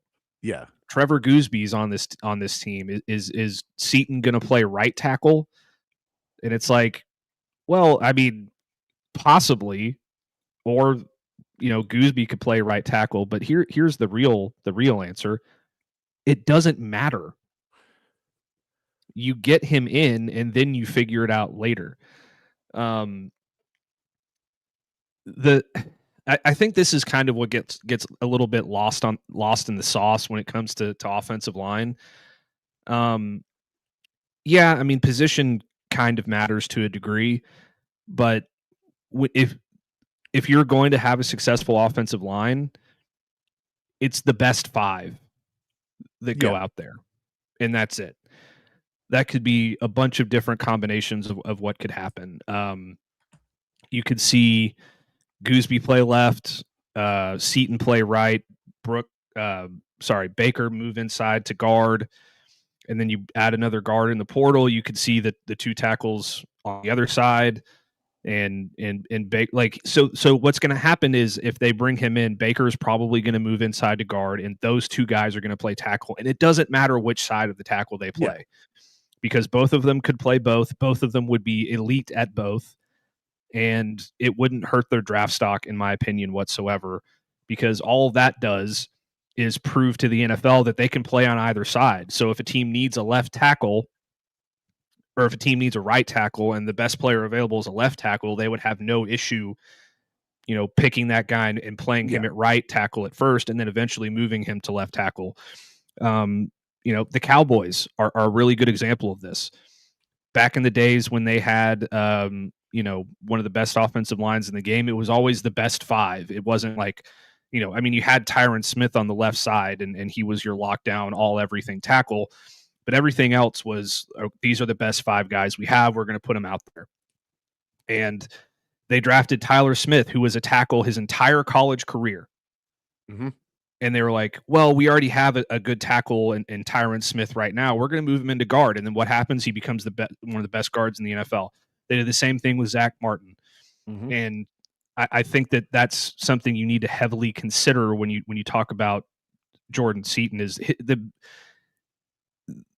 the position isn't going to matter whether he's on the left or the right. And I can guarantee you Trevor Goosby would not have announced his return yesterday without having had a conversation with Steve Sarkisian and Kyle Flood and the rest of the Texas program about the potential of them adding another tackle, even on the left side. So that's also something to consider. And everything that I heard is, the Michigan guy, Sprague, he wasn't even going to be guaranteed a starting spot. Yeah. Because Texas, their plan has been built that far out. So don't be surprised if Texas has the 2 best left tackles in America next season, and they're both on the field at the same time. No, and I think that there is a reason to ask the question in the sense of, does he want to come and play right tackle, or is he saying, I'm a left tackle, I'm going to play left tackle? because, again, this is about what the kid wants. And so you have to change your pitch. So I think you'd have a pitch you can still give, which is, do you want to be on a really elite offensive line? That we're trying to build an elite offensive line, and it's going to help your draft stock a lot more, as opposed to one of the reasons you're leaving Colorado is because you don't want to be part of something where you're really good, but the line isn't. Because Trevor Gooseby had a really good season last year, but it doesn't mean anything because the overall image of Trevor Gooseby would be, well, that offensive line is bad for Texas. So we don't necessarily want anyone off that line because you get more, you don't have necessarily the fan support of drafting a guy like that. Maybe you drop him down a little bit lower. Maybe you look at a different direction of a guy who played as a part of a bigger machine. And so if you're able to bring in somebody at right tackle who is also elite, or, depending on whether you switch back or forth and you say, but we have 2 elite tackles and now we can move in Brandon Baker, who is playing really well. If if Andre Kojo comes back, is he somebody that slots in there to be in the conversation to be a guard, or is he still a backup? You have Connor Robertson still there. And then you're trying to add one more. Yeah, you're trying to add one more big name in there, and you feel a lot better about what that offensive line looks at next year. The competition changes to, all right, who's going to be left guard, who's going to be left tackle, right tackle, left guard, right guard, not do we have 5 guys to play, which was a lot more of this season. Yeah, absolutely. And Sikorsky, I think, is part of the master plan, Randy. I mean, he's a young developmental guy that can play multiple positions along the offensive line and give you depth now, and a player who could eventually be a starter in the future. That definitely is a master plan thing to me. I don't think that you can. I don't think you can. I mean, I understand everybody's anxiety about the offensive line right now because it just seems like, what are we like? What's our plan? What are we doing? And those things are going to kind of, play themselves out over the next few days. And once you see the final product, I think you're going to be pretty pleased. I mean, even if they land Jordan Seaton, which I believe that is going to be a very tough battle with Oregon. Yeah. That's 2 programs with a lot of money who are going to throw everything they can at this kid and hope to land him. I don't think Texas is going to shy away from giving Seaton everything he could possibly ask for and more, and say, hey, look, we have Kyle Flood and we put 2 tackles in the NFL last year, tackle in the NFL the year before that. Look at all the tackles and things like that he put in the NFL at Alabama. It is what it is, but so I'm not sitting here saying that Texas's plan is going to be so elite on the offensive line that they're going to have the best offensive line in America and the best receiver group in America and the most explosive running backs in America and the best quarterback in America, like all this stuff. But it is not going to be the same product that you saw on the field last year. And it's going to be a very good unit. Maybe not the best unit you've ever seen, but a very good one. And that's going to be a major improvement. Yeah, I mean, and yeah, Randy, we see Ty Haywood's a good player too. You win some of those and lose some of those. He ends up at Alabama. It's not like he was going somewhere where he didn't feel he was going to get developed and play. So you go out and you're not going to win all of them. But Sikorsky definitely does feel like a guy who wanted to be here, a guy that was not a super hard recruitment, where this wasn't drawn out over a week and a half of, is this guy going to come in or not? You need to add some of those pieces anyway. You need to add more depth. He wants to be here. He wants to be a part of it. Bring him on in, and you live in the world of some of these guys you go may never even see the field for us that we're going to get in the portal. And then you hope that some of them do. You hope that you hit on some of them, but you're going to hit and miss. So you might as well try and spread a wider net in that master plan because, again, Nick Brooks is gone now. Like, you just have to put some bodies in there. And so when you have somebody who comes in and he answers your call and he says, yeah, I'd like to be coming in here and seeing what's up. And he comes in and you give him a number he feels reasonable. He says yes, and you sign on the dotted line. You feel pretty happy about that because now that person is coming back next year, and you still don't know everyone on your roster if they're going to be coming back or not because we've seen it. Just you get another guy, and Sikorsky knows there was no way that they walked in and told him, guy, you're the starter. He knows he's a developmental piece there, but he wants to get developed and he wants to be able to and seeing what he wants to do. Like you read about him, he wants to go into he wants to have a cattle farm. He wants to do things like that after playing football. Texas is a great place to come try and figure that out. So, Right. I think there's other reasons why he may be coming in, and not just even football. This is a great place for me to, start my next career as well. Yeah, and I think that probably is why he was looking at Tennessee and Texas, because those are two pretty good spots to do something like that. But I think if Texas lands Seton, then you're probably looking at them being done at least at the tackle spot. Yeah. As we kind of know it, because you still have Jaden Chapman, who I think can play swing tackle. He could play left or right. He could even slide into guard a little bit. You have Kojo coming back, and I don't know how his recovery is going, but I would imagine it's probably going pretty well because Texas has a very good medical team. He could be your backup right tackle. So I think that should they land the monster that is Seton, then you would see them focus more heavily on the interior, preferably guys who can play multiple positions along the interior as well, center and guard, right guard, left guard, all of the above. And that's what I'm trying to say is best 5 on the field. Yes, the best position that they're at is a bonus, but if you find another tackle in the portal that can also play guard, then I wouldn't be surprised whatsoever if he ends up slotting into guard at Texas. Yeah, no, 100%. I think that there is, and again, there'll be more guys just to fill out more depth. I think they'll add more pieces as it goes on, but you're talking about guys that are really more developmental pieces and guys that are, you can go out and just get some guys like you think more of the Matthew Caldwell road. And I know Matthew Caldwell played well for Texas, but you can go that route once you get everything else set. Let's go get some guys that we feel okay. If we got to, if they got to get us through a game, we're okay with them getting us through a game. And so just get a couple of those guys in to fill it out while we have some developmental guys. We've got the guys we feel can be starters. But yeah, that name coming in. And I'd love to get another center in too and get I'd love to have everything be really there. I will say experienced center.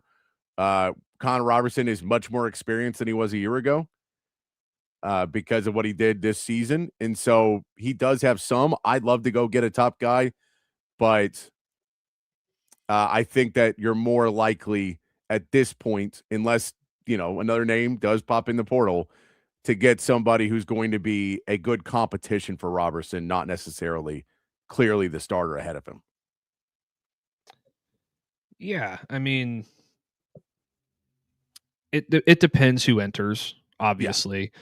But this is a guy that has Robertson's a guy that has experience with the team. He played pretty well in the back half of the season last year.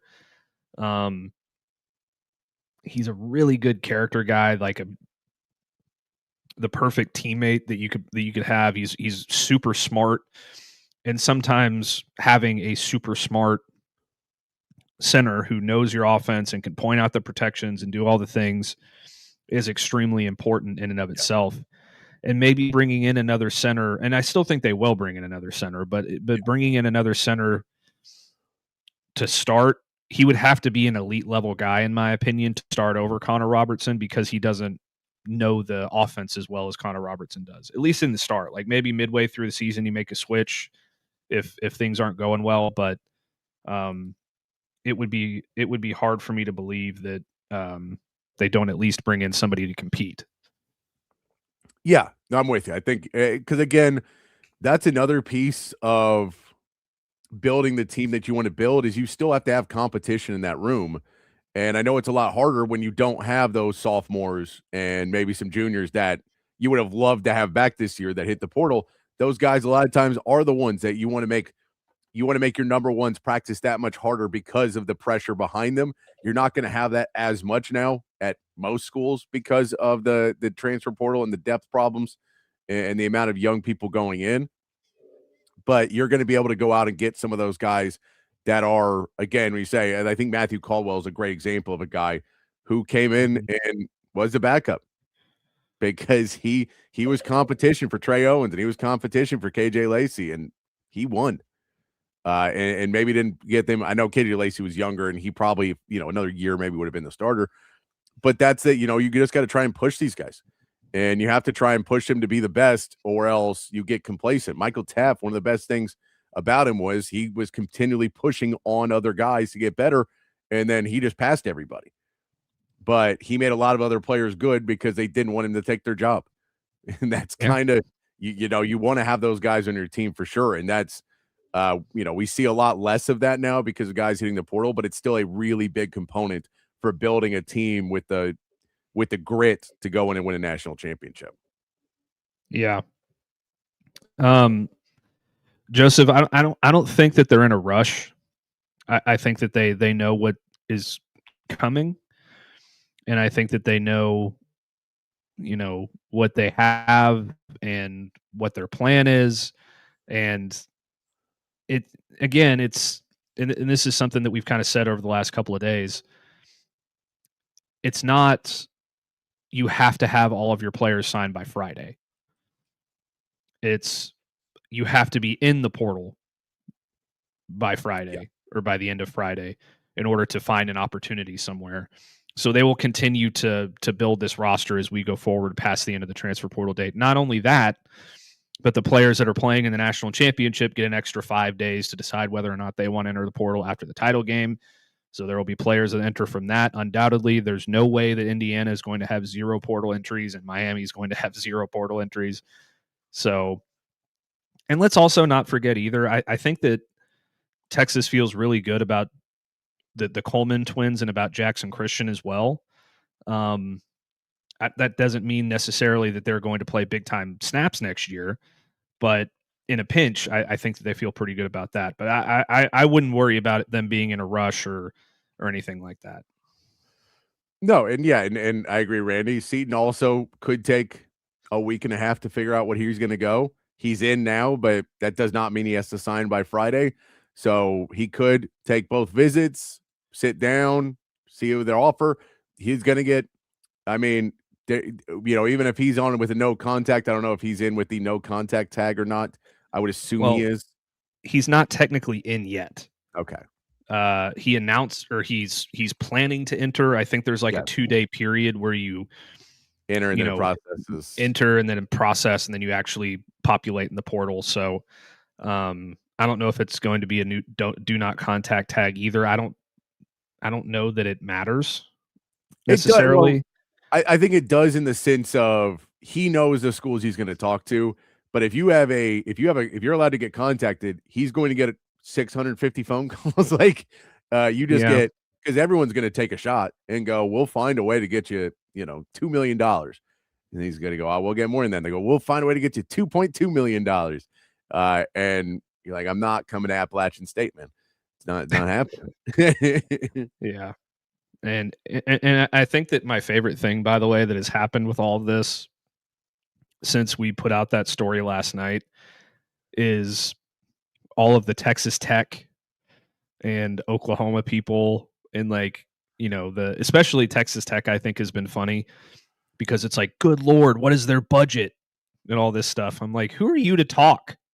The way that your program has spent money over the last couple of years. Well, and then there's like the guys on the Texags message boards who are like, oh my God, I'm scared that Texas is going to get this guy. Like they're freaking out about it. So it's been a lot of fun. Even if they don't land him, it'll be fun. Yeah.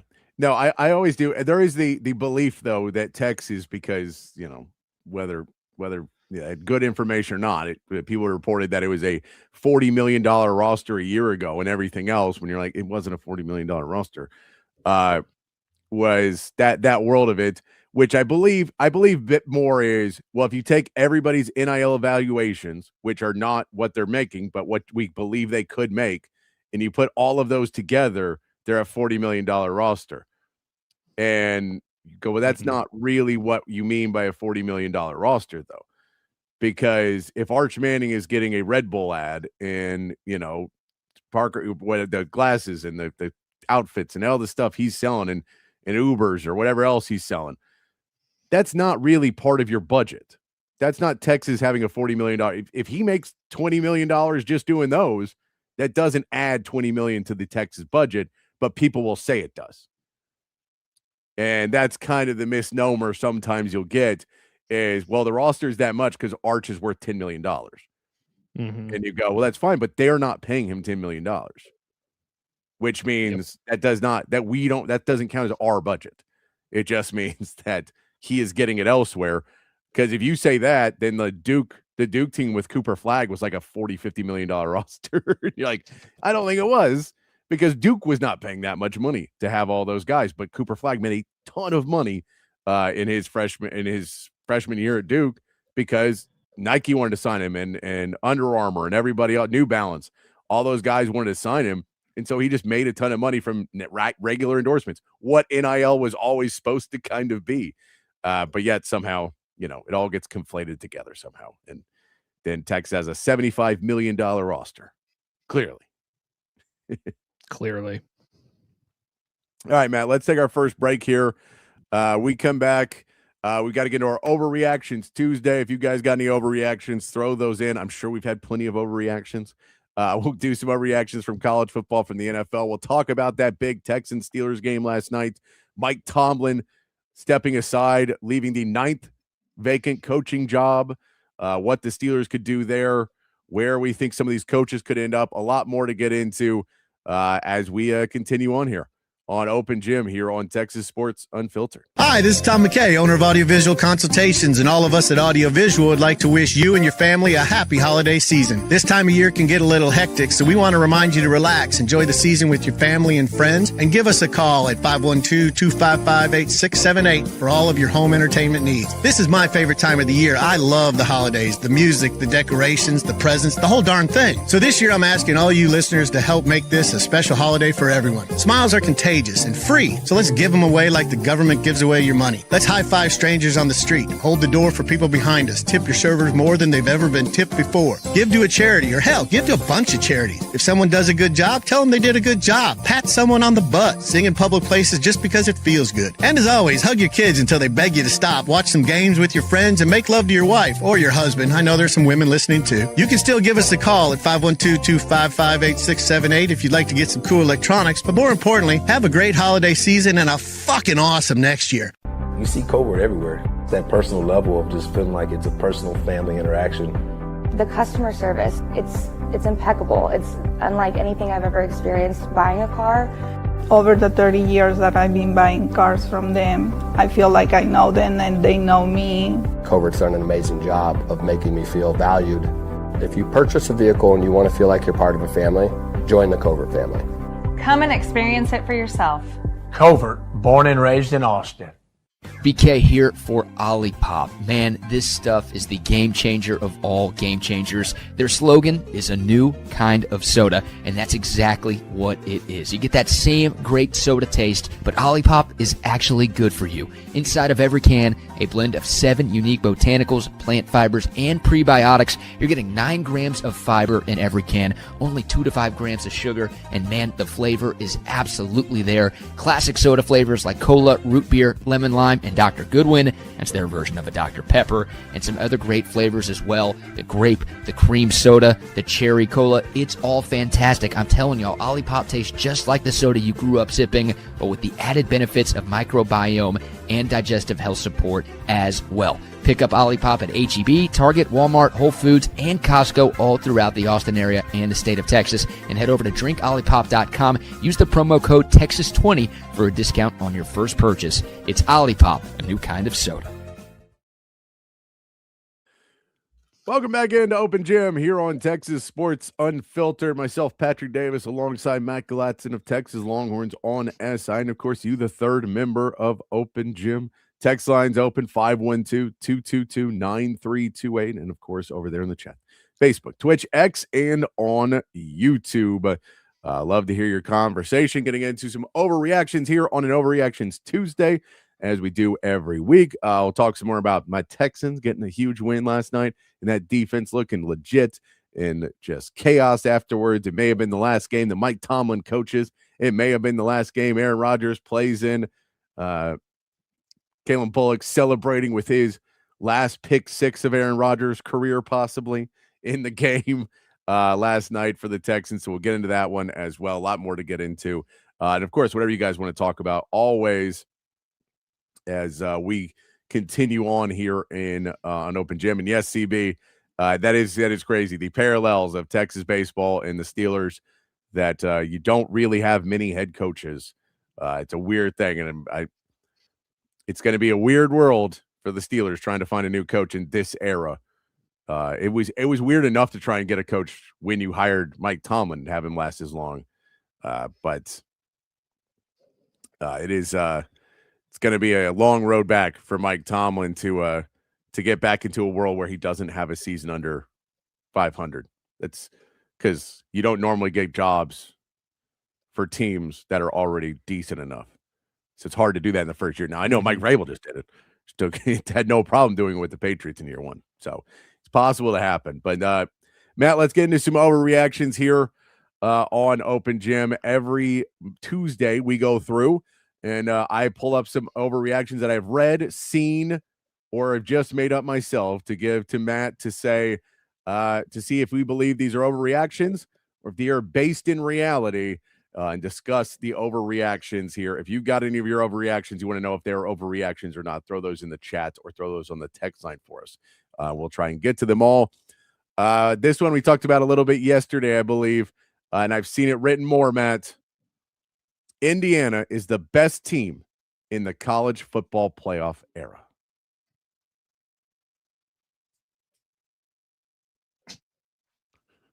No, they're not. No. They're good. First of all, they haven't won a national championship yet. That is very true. So let's pump the brakes. Maybe this is setting up to be one of those years where it's like the overwhelming favorite coming in. Everybody's talking about how dominant they are. Nobody has a chance to beat them, and then they lose. Happened to Miami back in the day. Happened to USC against Texas. It's happened before, even after that. So let's first of all, let's win a national championship before we have that discussion. Second of all, 2019 LSU is the best team in the history of college football, and it's not close. 30 NFL players, swept the awards. Joe Burrow had 6,000 yards of total offense and 65 touchdowns. They murdered everyone except Texas. Should have beat him. Could have derailed that entire season. The whole conversation's different. If Texas just stops them on that third and 20-some, we could have got them. I'm with you. There's an overreaction. First of all, to say this before they win the title feels like you're trying to jinx it. Like, I would say, wait until they win it and then go, man, they just beat Miami by 35 in the national championship game. We have to have the conversation now because they might be the most dominant postseason run of all time, especially in the college football playoff era. It would be the most dominant postseason run without a question. 3rd and 17. Thank you, CB. The most dominating run in postseason history because they would have just blown everybody out on their way to winning a title. And you'd be like, nothing was close. They were just completely dominant in what they did. Now, how many players that have successful careers after? How much of that is that it's a very well-oiled machine that Curt Cignetti has, and it's a historic run and come up?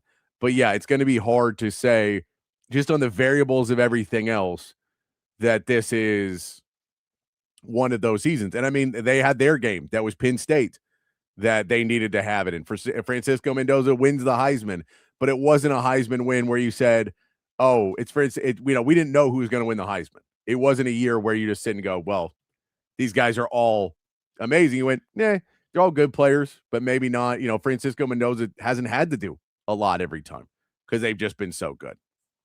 So I think that in the college football playoff era, they are not the best team. They have not won the title yet. That is completely too early to say it. And even if they do win the title, unless they win it by, 35, I think they start to get in the conversation a bit more because you're just like, nobody has ever just done what they did. And so it's still hard to say anything against that 2019 LSU team, though. Yeah.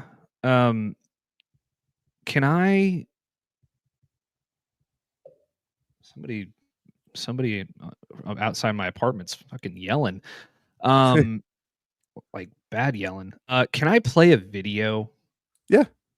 That I think proves. Let me see if I can figure out how to do this. real quick. I think that this is going to prove exactly why LSU is the best college football team in playoff history. Mike Greenberg from ESPN is the one that narrates this video. I'm navigating to it right now, and it's overwhelming how much like how not close it really is. But let me see if I can find it real quick. Here we go. I believe this is it. Yep. Everybody watching. LSU had the greatest season ever, and it isn't close. Yes, they scored more points than any team ever did. And yes, their players and coaches won. The Heisman, the Maxwell, the Walter Camp, the Davey O'Brien, the Biletnikoff, the Jim Thorpe, the Frank Boyles, and the Coach of the Year awards. They played 15 games. They never trailed in the fourth quarter. In fact, they only ever trailed by double digits one time. That was Monday. And they then outscored Clemson 35-8 after falling behind. But those don't tell the story of what this team accomplished. LSU beat 7 top 10 teams. That's the most ever. They beat 4 top 5 teams. Last time that happened was the year I was born. They're the only team ever to beat the entire preseason top 4. 3 of those were their last 3 games. The other was Alabama on the road with Tua. And here is my final argument. This season, Clemson, Oklahoma, Alabama, Florida, and Georgia went a combined 60-4 against everybody else. LSU beat them all by an average of 20 points a game. That's my case. Yeah, no, it was a dominant season. Definitely played a harder schedule than Indiana. We can say that for sure. But that is a very big piece there. All right, our next overreaction, Matt. Dan Lanning will be the next James Franklin. Maybe. I'm not saying he will, but maybe. Because if your 2 college football playoff losses are by like an average of 30 points or whatever it is, that's really bad. 2 years in a row, you got absolutely dismantled in the biggest game of your season. Like completely destroyed in every facet of the game. That can't continue to happen. No, and it does feel so this is in their last 3 playoff games, this is the number. The Ducks have been outscored 97-66. That includes the 23-0 win over Texas Tech. That includes, so when you can include a shutout victory and still be getting outscored, that's not a good number. So, I think there's questions. It's interesting. This felt like where the shine was off of Dan Lanning at Oregon, where he's still liked and he's still good. But you know how like the shine came off of Sark last year or this year maybe. But I think even last year when we lost to Ohio State, was where the shine was off of Sark. Still a great coach, but he was no longer the new toy anymore. He was no longer the guy that everybody went like, that's one of the best coaches and he's up and coming. He went, oh, okay. He didn't get it done 2 years in a row. And I think for Dan Lanning, he's now in that realm of still being a really good coach, still having all these positive things to go about, but maybe that, the shine's a little bit down. He's getting a little bit more wear and tear on him. And, for Sark, it's a really, really big year. And for Dan Lanning, it's again, how often can you just make it there and not get it done before those questions start to arise? And that's kind of where I feel Dan Lanning is right now. He's not at James Franklin level because Franklin was a really good coach and was there forever. Lanning hasn't been there nearly the amount of time. He's gotten up, he's gotten them further than Penn State was going a lot of times. But it does just feel like that. He's probably still got a couple more years of being able to fall short and be okay. But the conversation is going to get louder and louder and louder every year now. Mm-hmm. Yeah, he's got to win. Like, what is he 1-2 now in the playoffs? I mean, your 2 losses are by an incredible amount. Yeah, that can't last.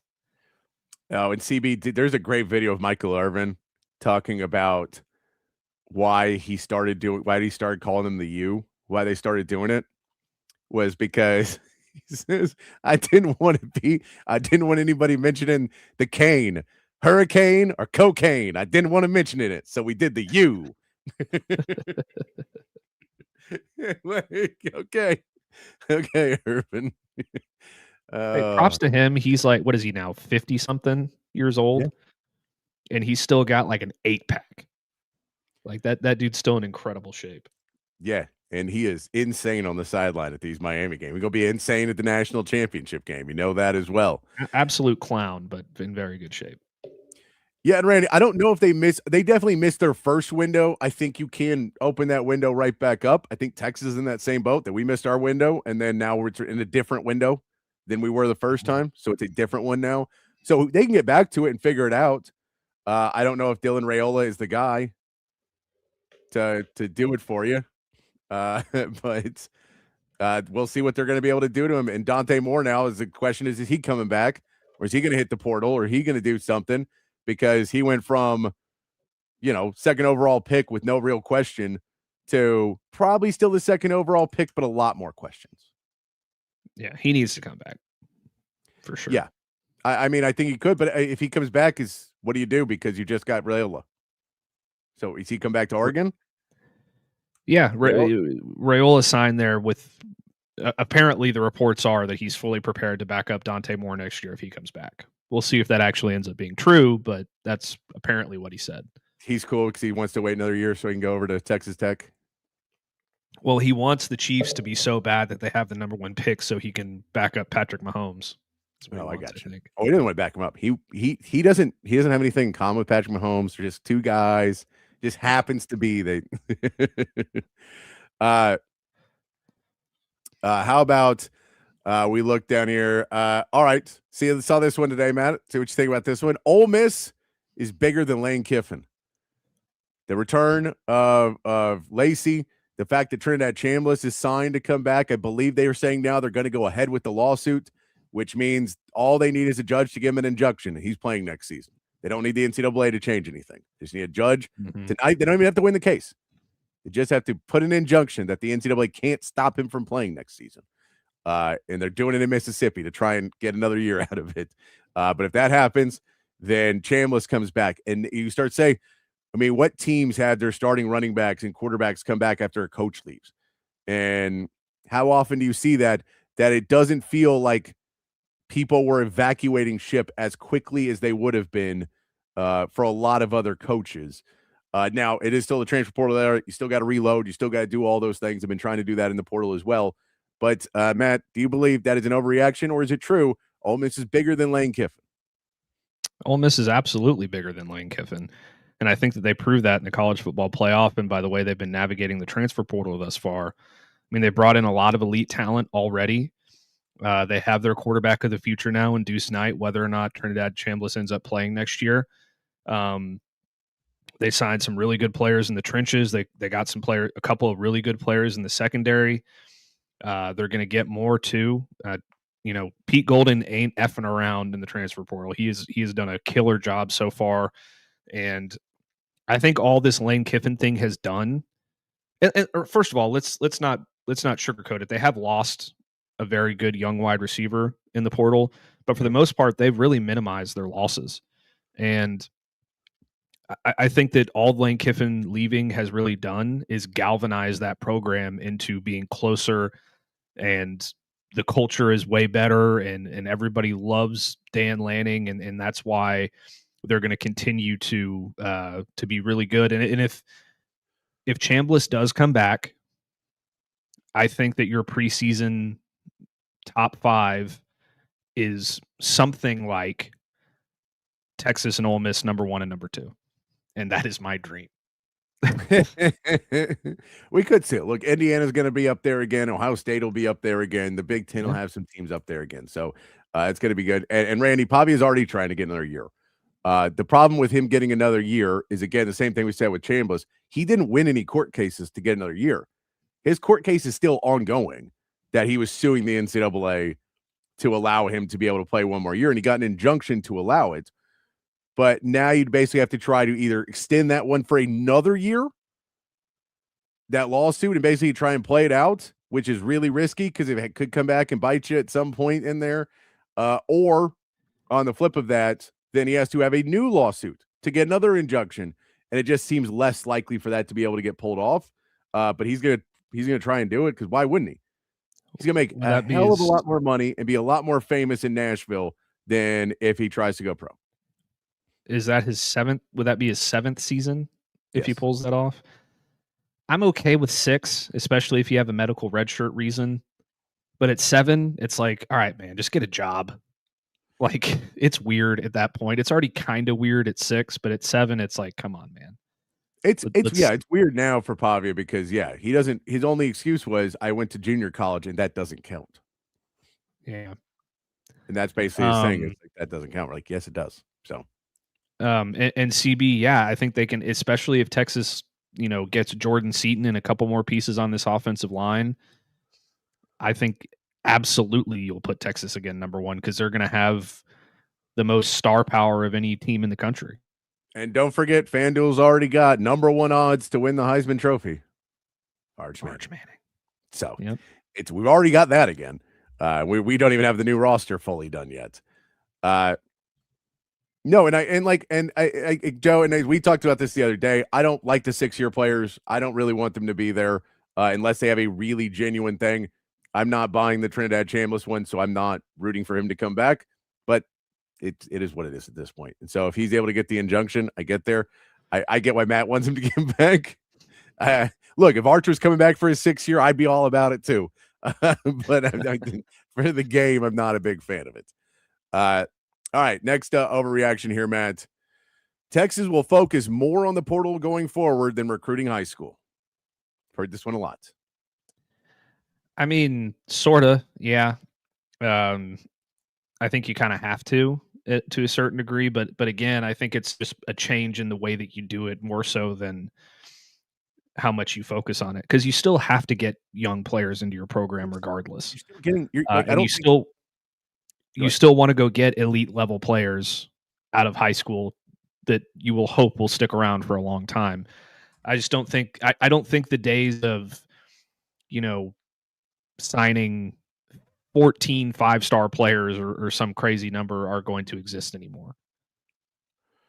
No, I think that, the 5-star thing, I think you're going to aim that down. But I think you're still going to try and get 20, 25 guys every year and bring in a great recruiting class I don't think that really changes at all with the approach. I get, again, you say there's money issues in that, but the budget's the budget. So, maybe you spend a little bit less in it, but you're still trying to go get guys. So your budget, so you're still going out to recruit, and you just say, well, instead of getting, 5 stars now, we can't really do that because every 5-star wants, way too much money. So we're going to go out and get 3 5 stars and get somewhere 4 stars that we really like. And we're going to go get, but we're still trying to go get guys that we feel can play for us right away. And maybe we won't go for guys that we feel are 5 stars that are not ready to play, that their body's not there yet. Because sometimes you get a 5-star whose body is not ready. Like, you just there's no way he's playing his freshman year. He's just not physically going to be able to do it. So maybe we're not going to go for him as hard because we figure he's going to be transferring out anyway. So, we look at him and go, I don't want to spend a bunch of money and then him get mad because he didn't play any because he was just not big enough. I think Felix Ojo is a really good example of how this is already happening. Yeah.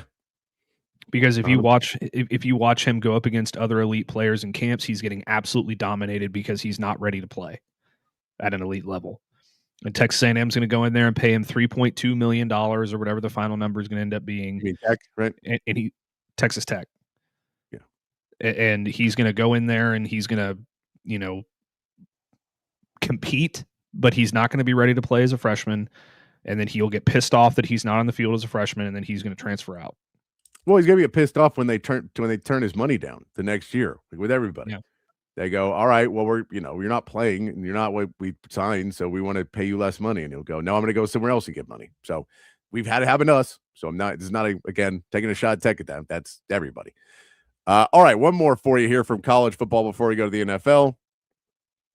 If Indiana wins the national championship, the Big Ten will try to gain more power in the college football landscape, claiming once again that they are the elite conference in college football because they have the national championships. I mean, yeah, I think they're going to try and do that anyway, just because the SEC's not in the national title game. They'll just have a stronger case to present that, I think, if Indiana ends up winning it. So, as a collective SEC listening base, I think we should all hope that Miami wins this thing.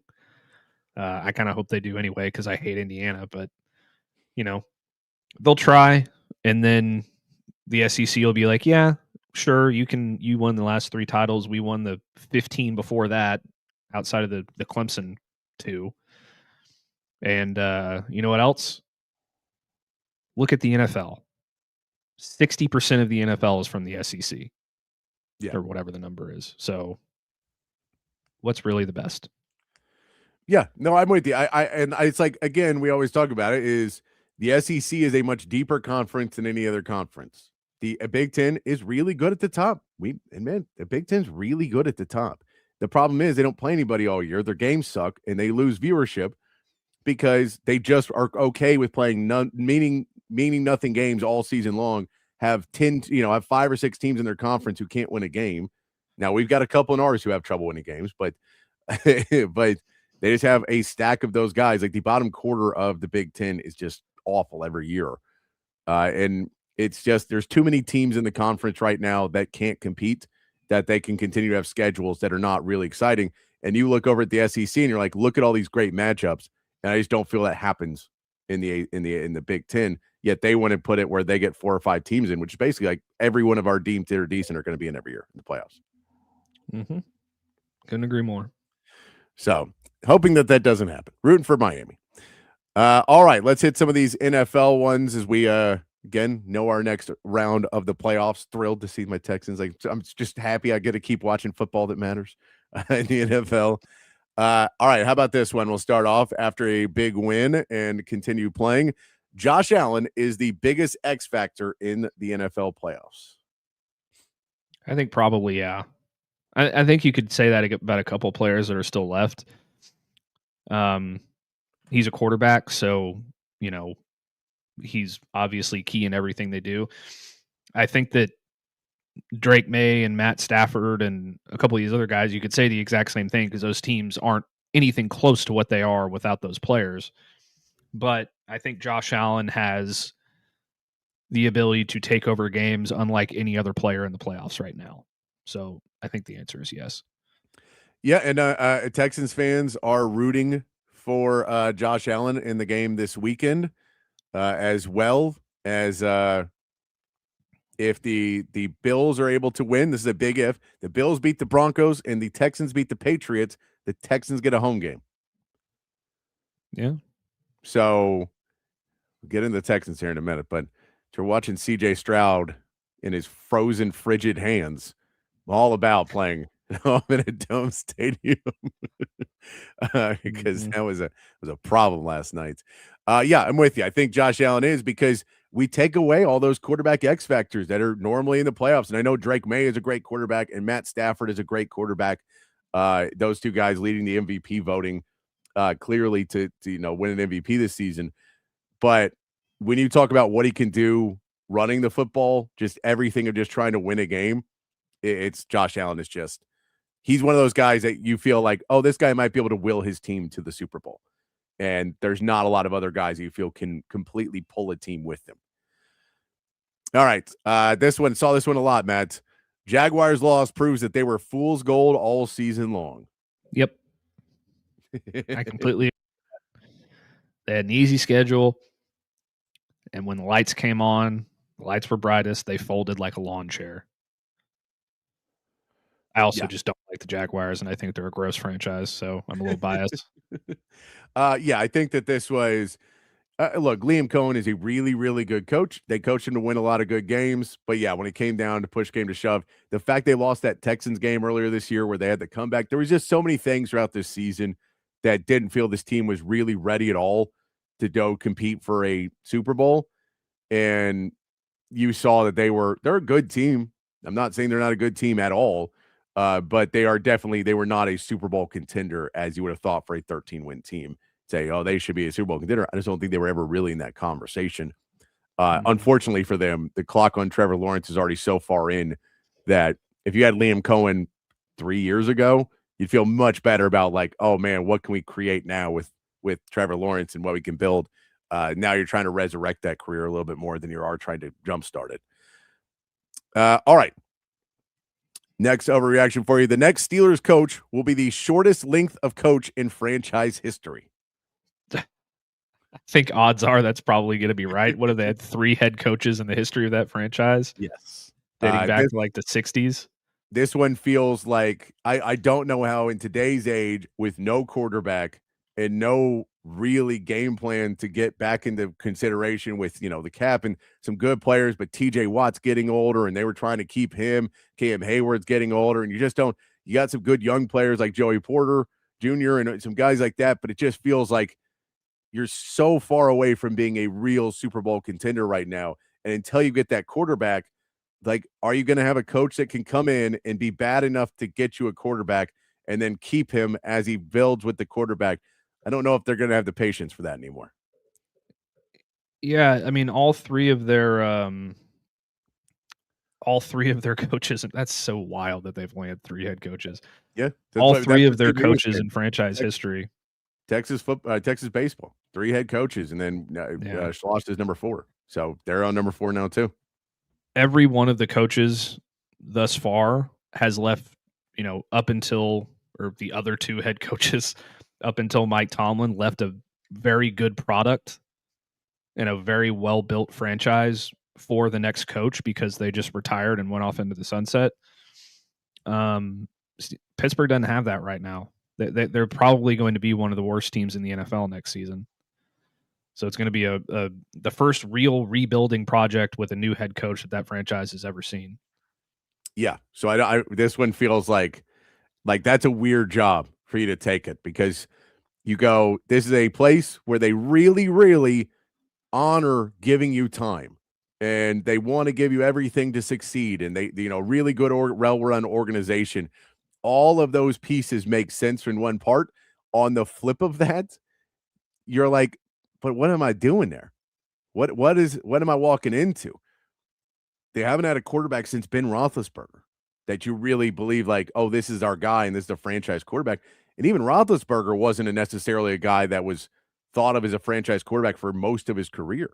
He was really good for a point, and then they put in some great players around him, and Le'Veon Bells and Antonio Browns that all went crazy. So it seems like a weird place, and the culture change there to follow a guy like that. I don't know who they're going to be able to bring in to do it, but again, they brought in Mike Tomlin. He was not thought of to be the head of the top choice they were going to bring in, and he ends up having a pretty good run with them. So that is going to be a lot of interesting to watch now. The 9th open position there. All right, how about this one, Matt? Injuries will prevent the 49ers from reaching the Super Bowl. George Kittle now out. Brandon Ayuk didn't ever come back this season. They're just kind of beat up all over the place. Will injuries prevent the 49ers from reaching the Super Bowl? It seems kind of inevitable at this point, I would think. I'm surprised Christian McCaffrey hasn't gotten injured yet. Good on him, but it seems like they're just losing somebody every week. It does. Eventually, it's gonna come back to bite them, unfortunately, because I want Kyle Shanahan to finally get his. I just don't think it's going to be this year. No. Have you heard the theory that one of these people put out about why San Francisco is so injured all the time? Mm-mm. That there's basically a theory that the electromagnetic waves coming off of high energy places like power plants or like distribution centers and stuff like that have lessening effects on joints and things like this and on tendons, and they make them weaker.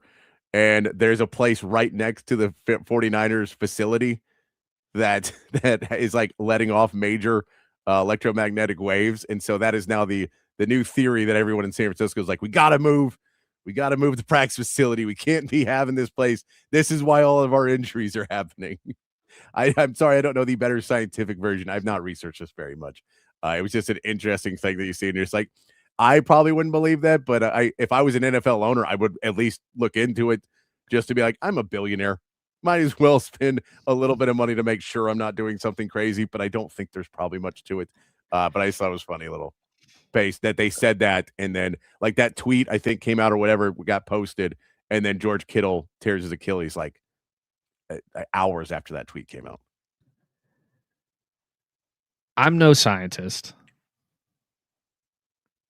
I tend to believe that's BS.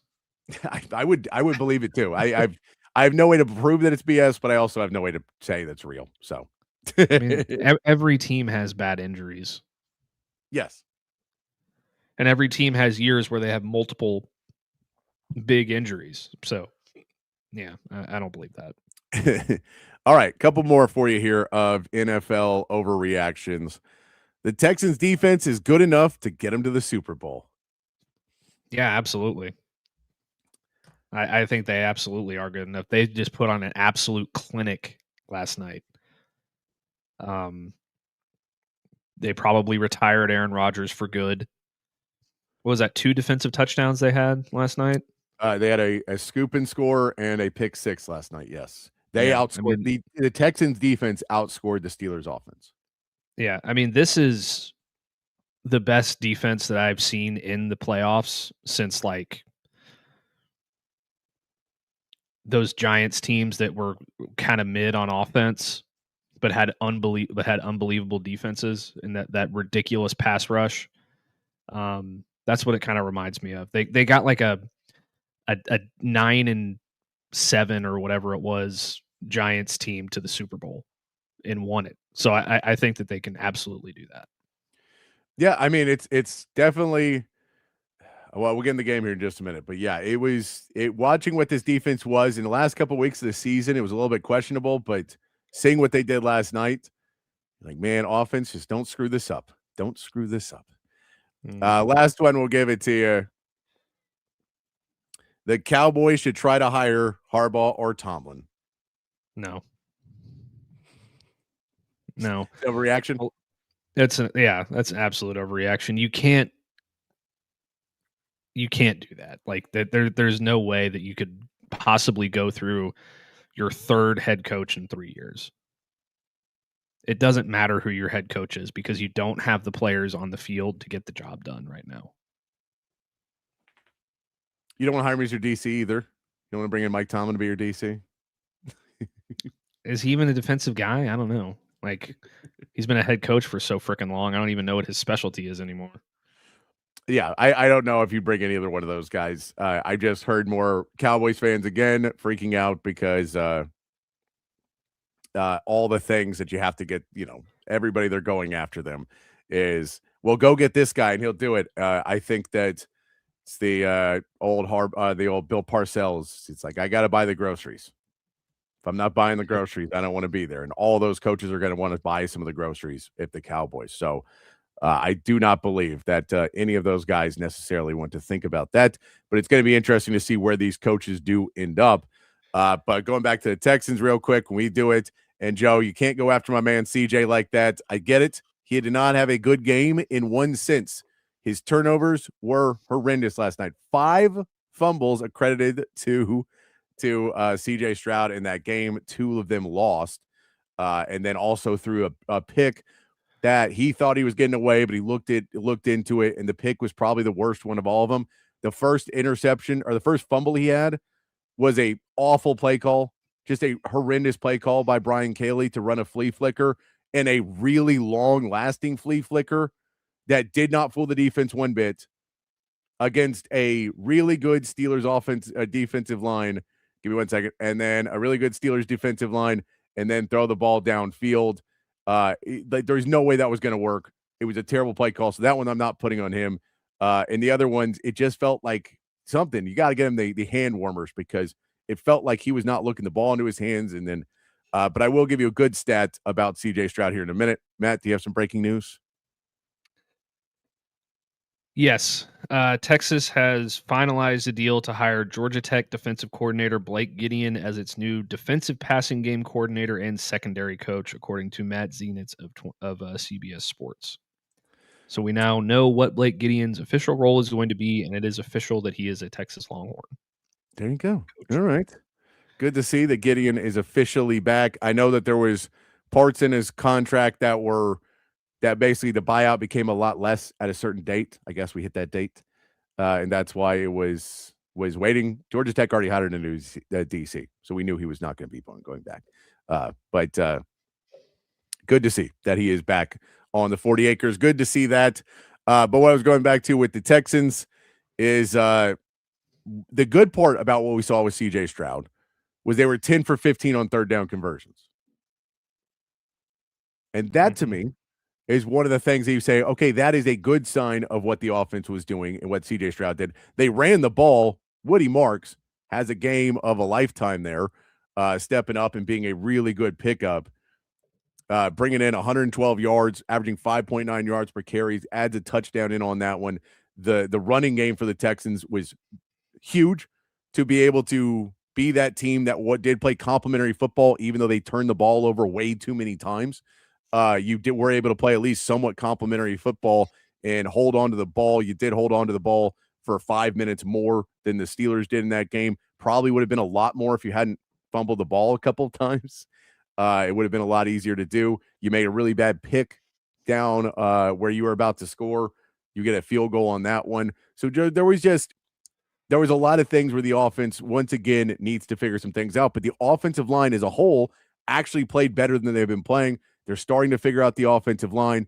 Now, if we could just not run ridiculous plays against the Patriots that take forever to create and to actually get done, then maybe the Texans will have a shot against the Patriots. But overall, watching that game last night, watching them be able to run the football, watching them be able to pick up third downs, and then the defense just over the top, getting to Aaron Rodgers, not allowing anything really downfield. Metcalf had a couple catches, and then they locked him down all of a sudden, and they were just able to walk away with this game after a very, very slow start, 23 points in the fourth quarter. And we've seen the Texans do this a few times this year, where they just come in the fourth quarter and just blow teams out of the water. I mean, yeah,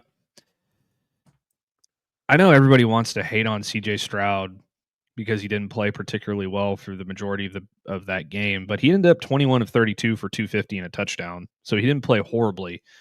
And he made some really impressive throws too. That one across the middle of the field to Christian Kirk was an unbelievable throw. He settled in. So I was happy with the way that he played towards the end of that thing. Woody Marks coming back. I mean, I didn't think it was that big of a deal, Patrick. And then you said it when you said it yesterday, and then I watched Woody Marks play football last night, and I was like, "Oh yeah, he's really good." so that was huge for them. How about Christian Kirk, man?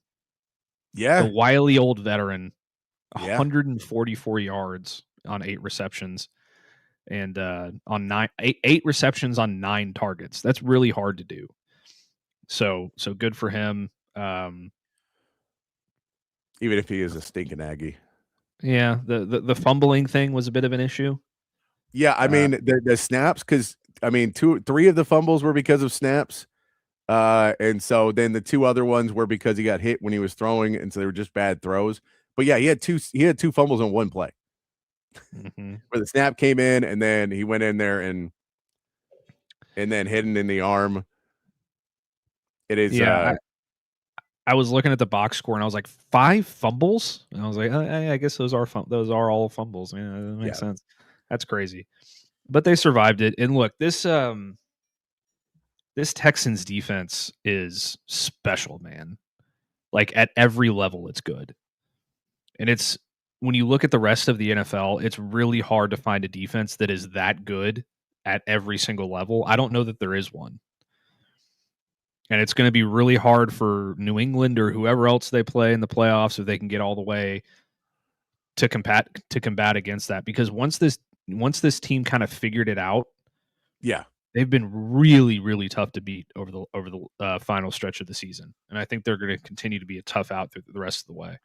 No, and watching Jalen Petrie, and it's so funny because he's the easiest guy to watch now because he wears the Guardian cap, and he is just on every single play. And you're like, I remember watching him at Baylor, and you're like, when the Texans draft him, man, that guy's going to be a really good pickup. And he is just constantly downhill and in the backfield and making big play and sure tackling.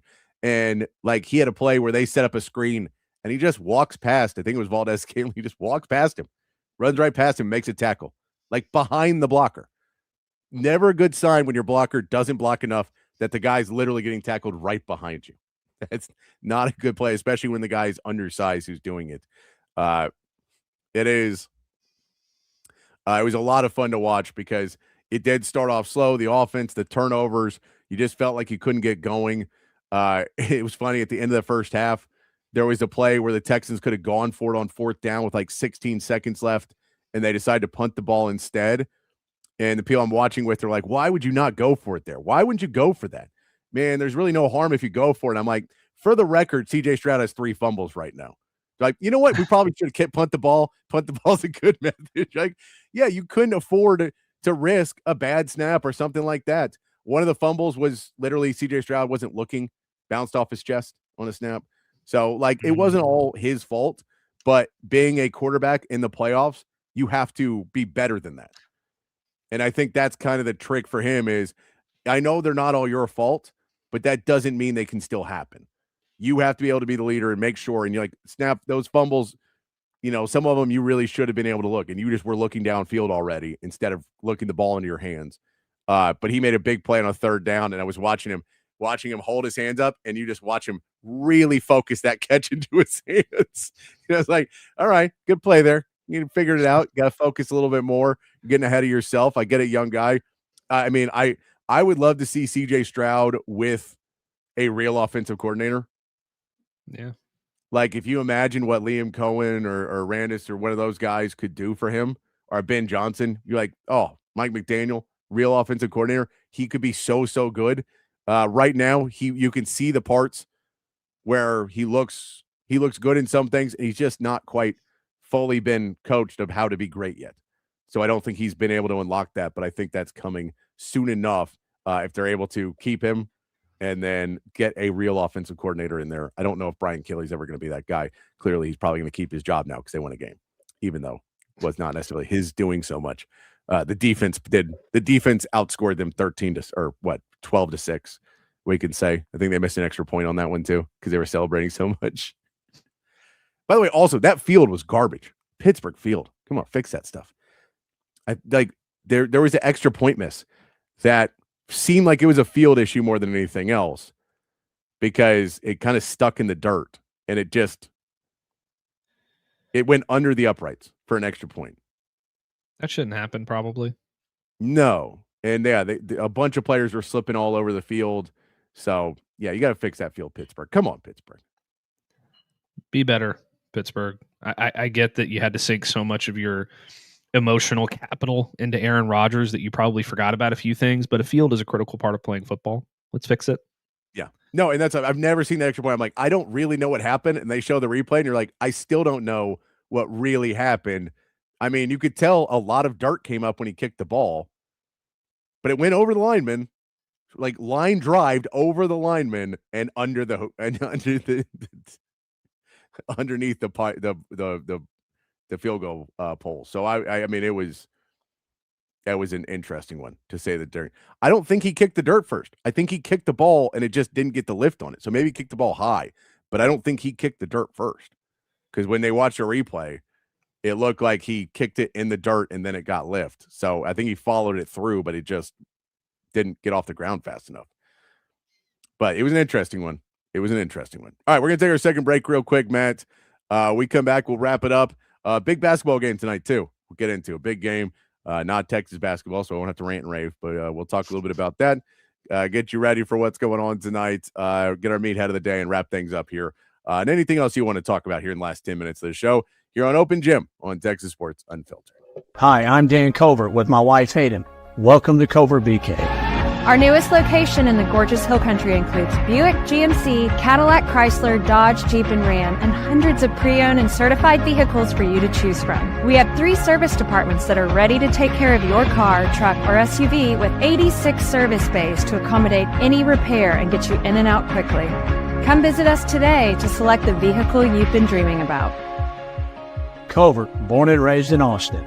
Hi, this is Tom McKay, owner of Audiovisual Consultations, and we'd like to take a moment to thank all of our clients for making the last 37 years both fun and fruitful. If you haven't yet, I'd like to invite you to give us a try for all your home electronics needs. There's no need to leave your home to find great pricing and incomparable service. No traffic, inexperienced sales geeks, or pushy showroom tactics. We come to you. So just relax, hug your kids, and smile. We handle all the work. Just give us a call at 255-8678 or online at avconsultations.com.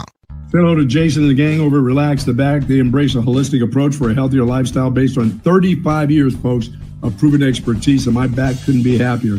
Their motto is live wellness, and folks, they can transform your routine, your daily routine, into something very, very special if you have back pain.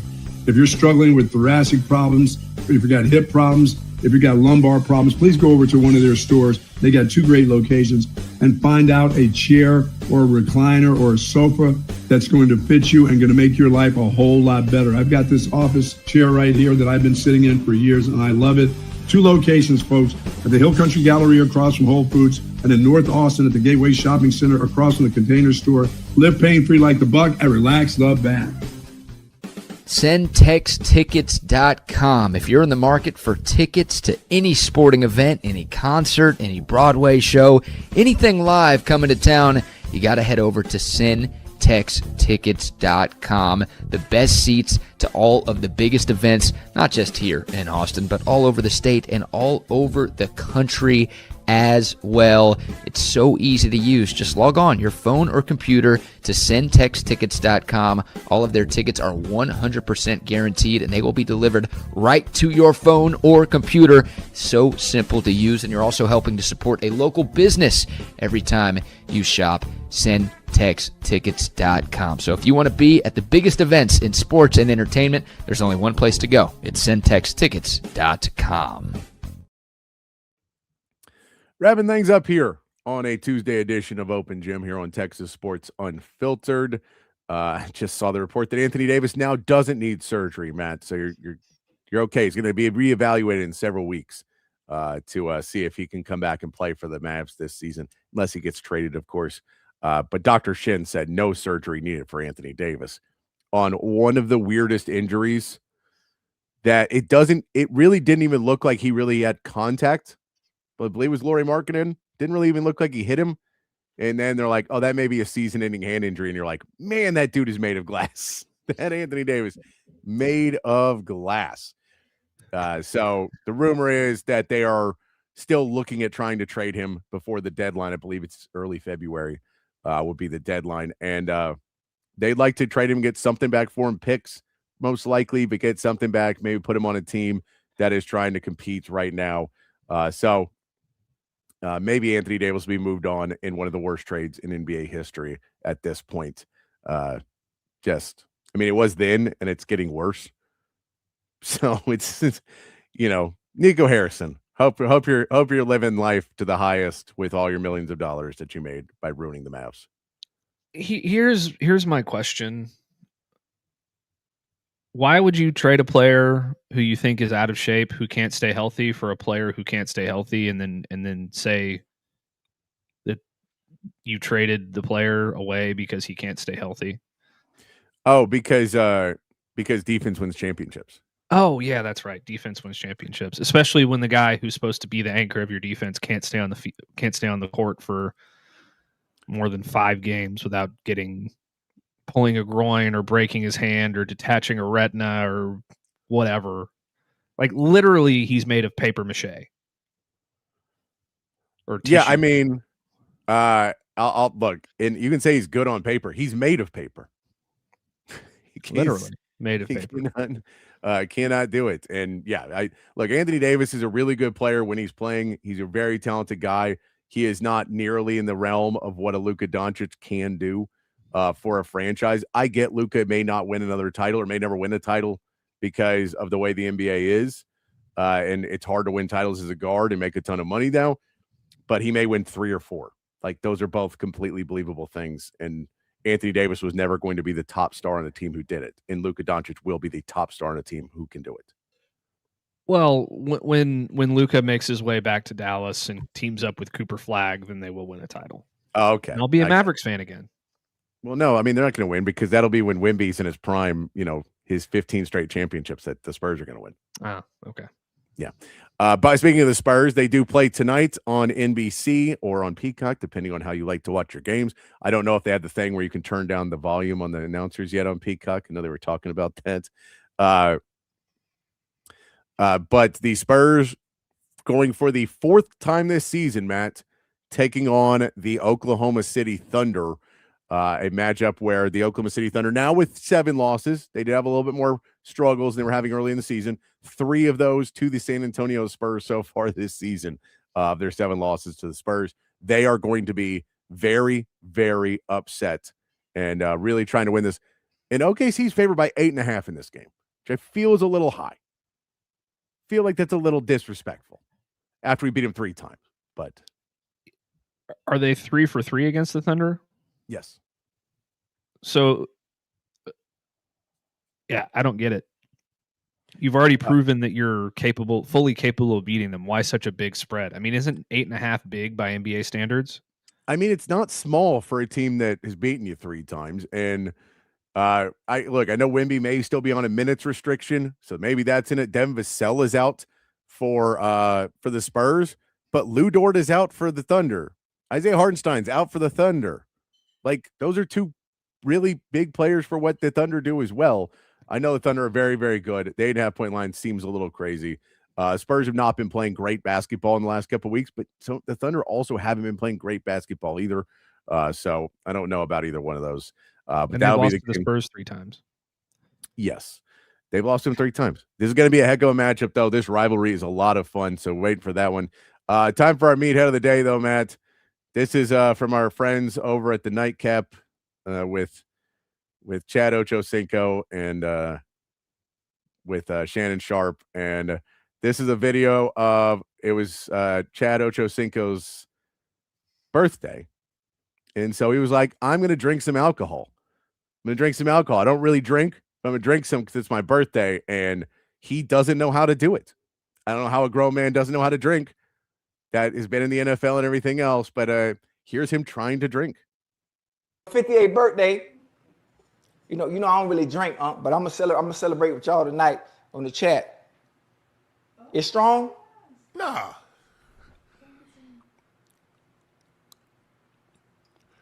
Boy, you don't chug it like that. Whoa. Damn, Elroy. Chad, he took it to the dome. He probably should have. Chad, I might be doing this by myself shortly. Whew. Chad Johnson is trying to live through this. I was gonna recommend you put it on some ice or something, a little some soda or something. Yeah. What even was that? Hey, tell Cambodia to get you some get you some chaser. You need some chaser. You say you know about chaser. He's got a Red Bull right next to him.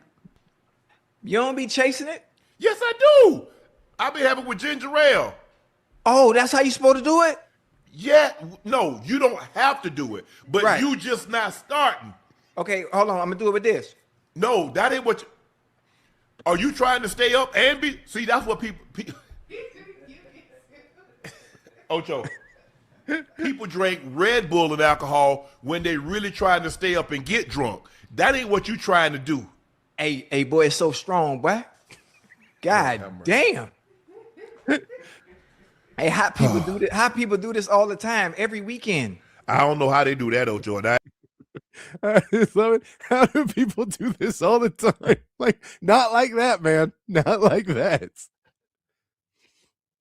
It's called a chaser for a reason. Number one, you chase the alcohol with the chaser. What was he drinking? I don't even know what that was. I don't know. I'll find out what it was, but that was. I know that Shannon Sharp's a big Hennessy guy, so maybe it was Hennessy. Yeah, may have been Hennessy. Yeah, but that is. I mean, the fact that he was like the fact that he pulled it back and then you saw his throat take multiple pulls off of it. You're like, no, that is not how you start the night, man. And then I love Shannon Sharp too, trying to be like, no, man, you don't drink Red Bull with it because that means you're going to be drunk and up. You're not trying to be drunk and up. It reminds me of one of my buddies who isn't a bourbon drinker whatsoever, and he was trying to buy us all a round of bourbon, and it was Blanton's, and everybody's like, "All right, cheers, we're gonna sip on this," and then he just took it straight to the face. Isn't a whiskey guy, and then went in the bathroom and threw up, and I had to take him home. Oh, being a real Chad Ochocinco, that guy. All right, we got to get out of here. We'll be back tomorrow. Hopefully some more good Portal news tomorrow as we continue on our week. But until then, be kind, be safe, keep your underwear clean, and we'll see you right back here tomorrow for more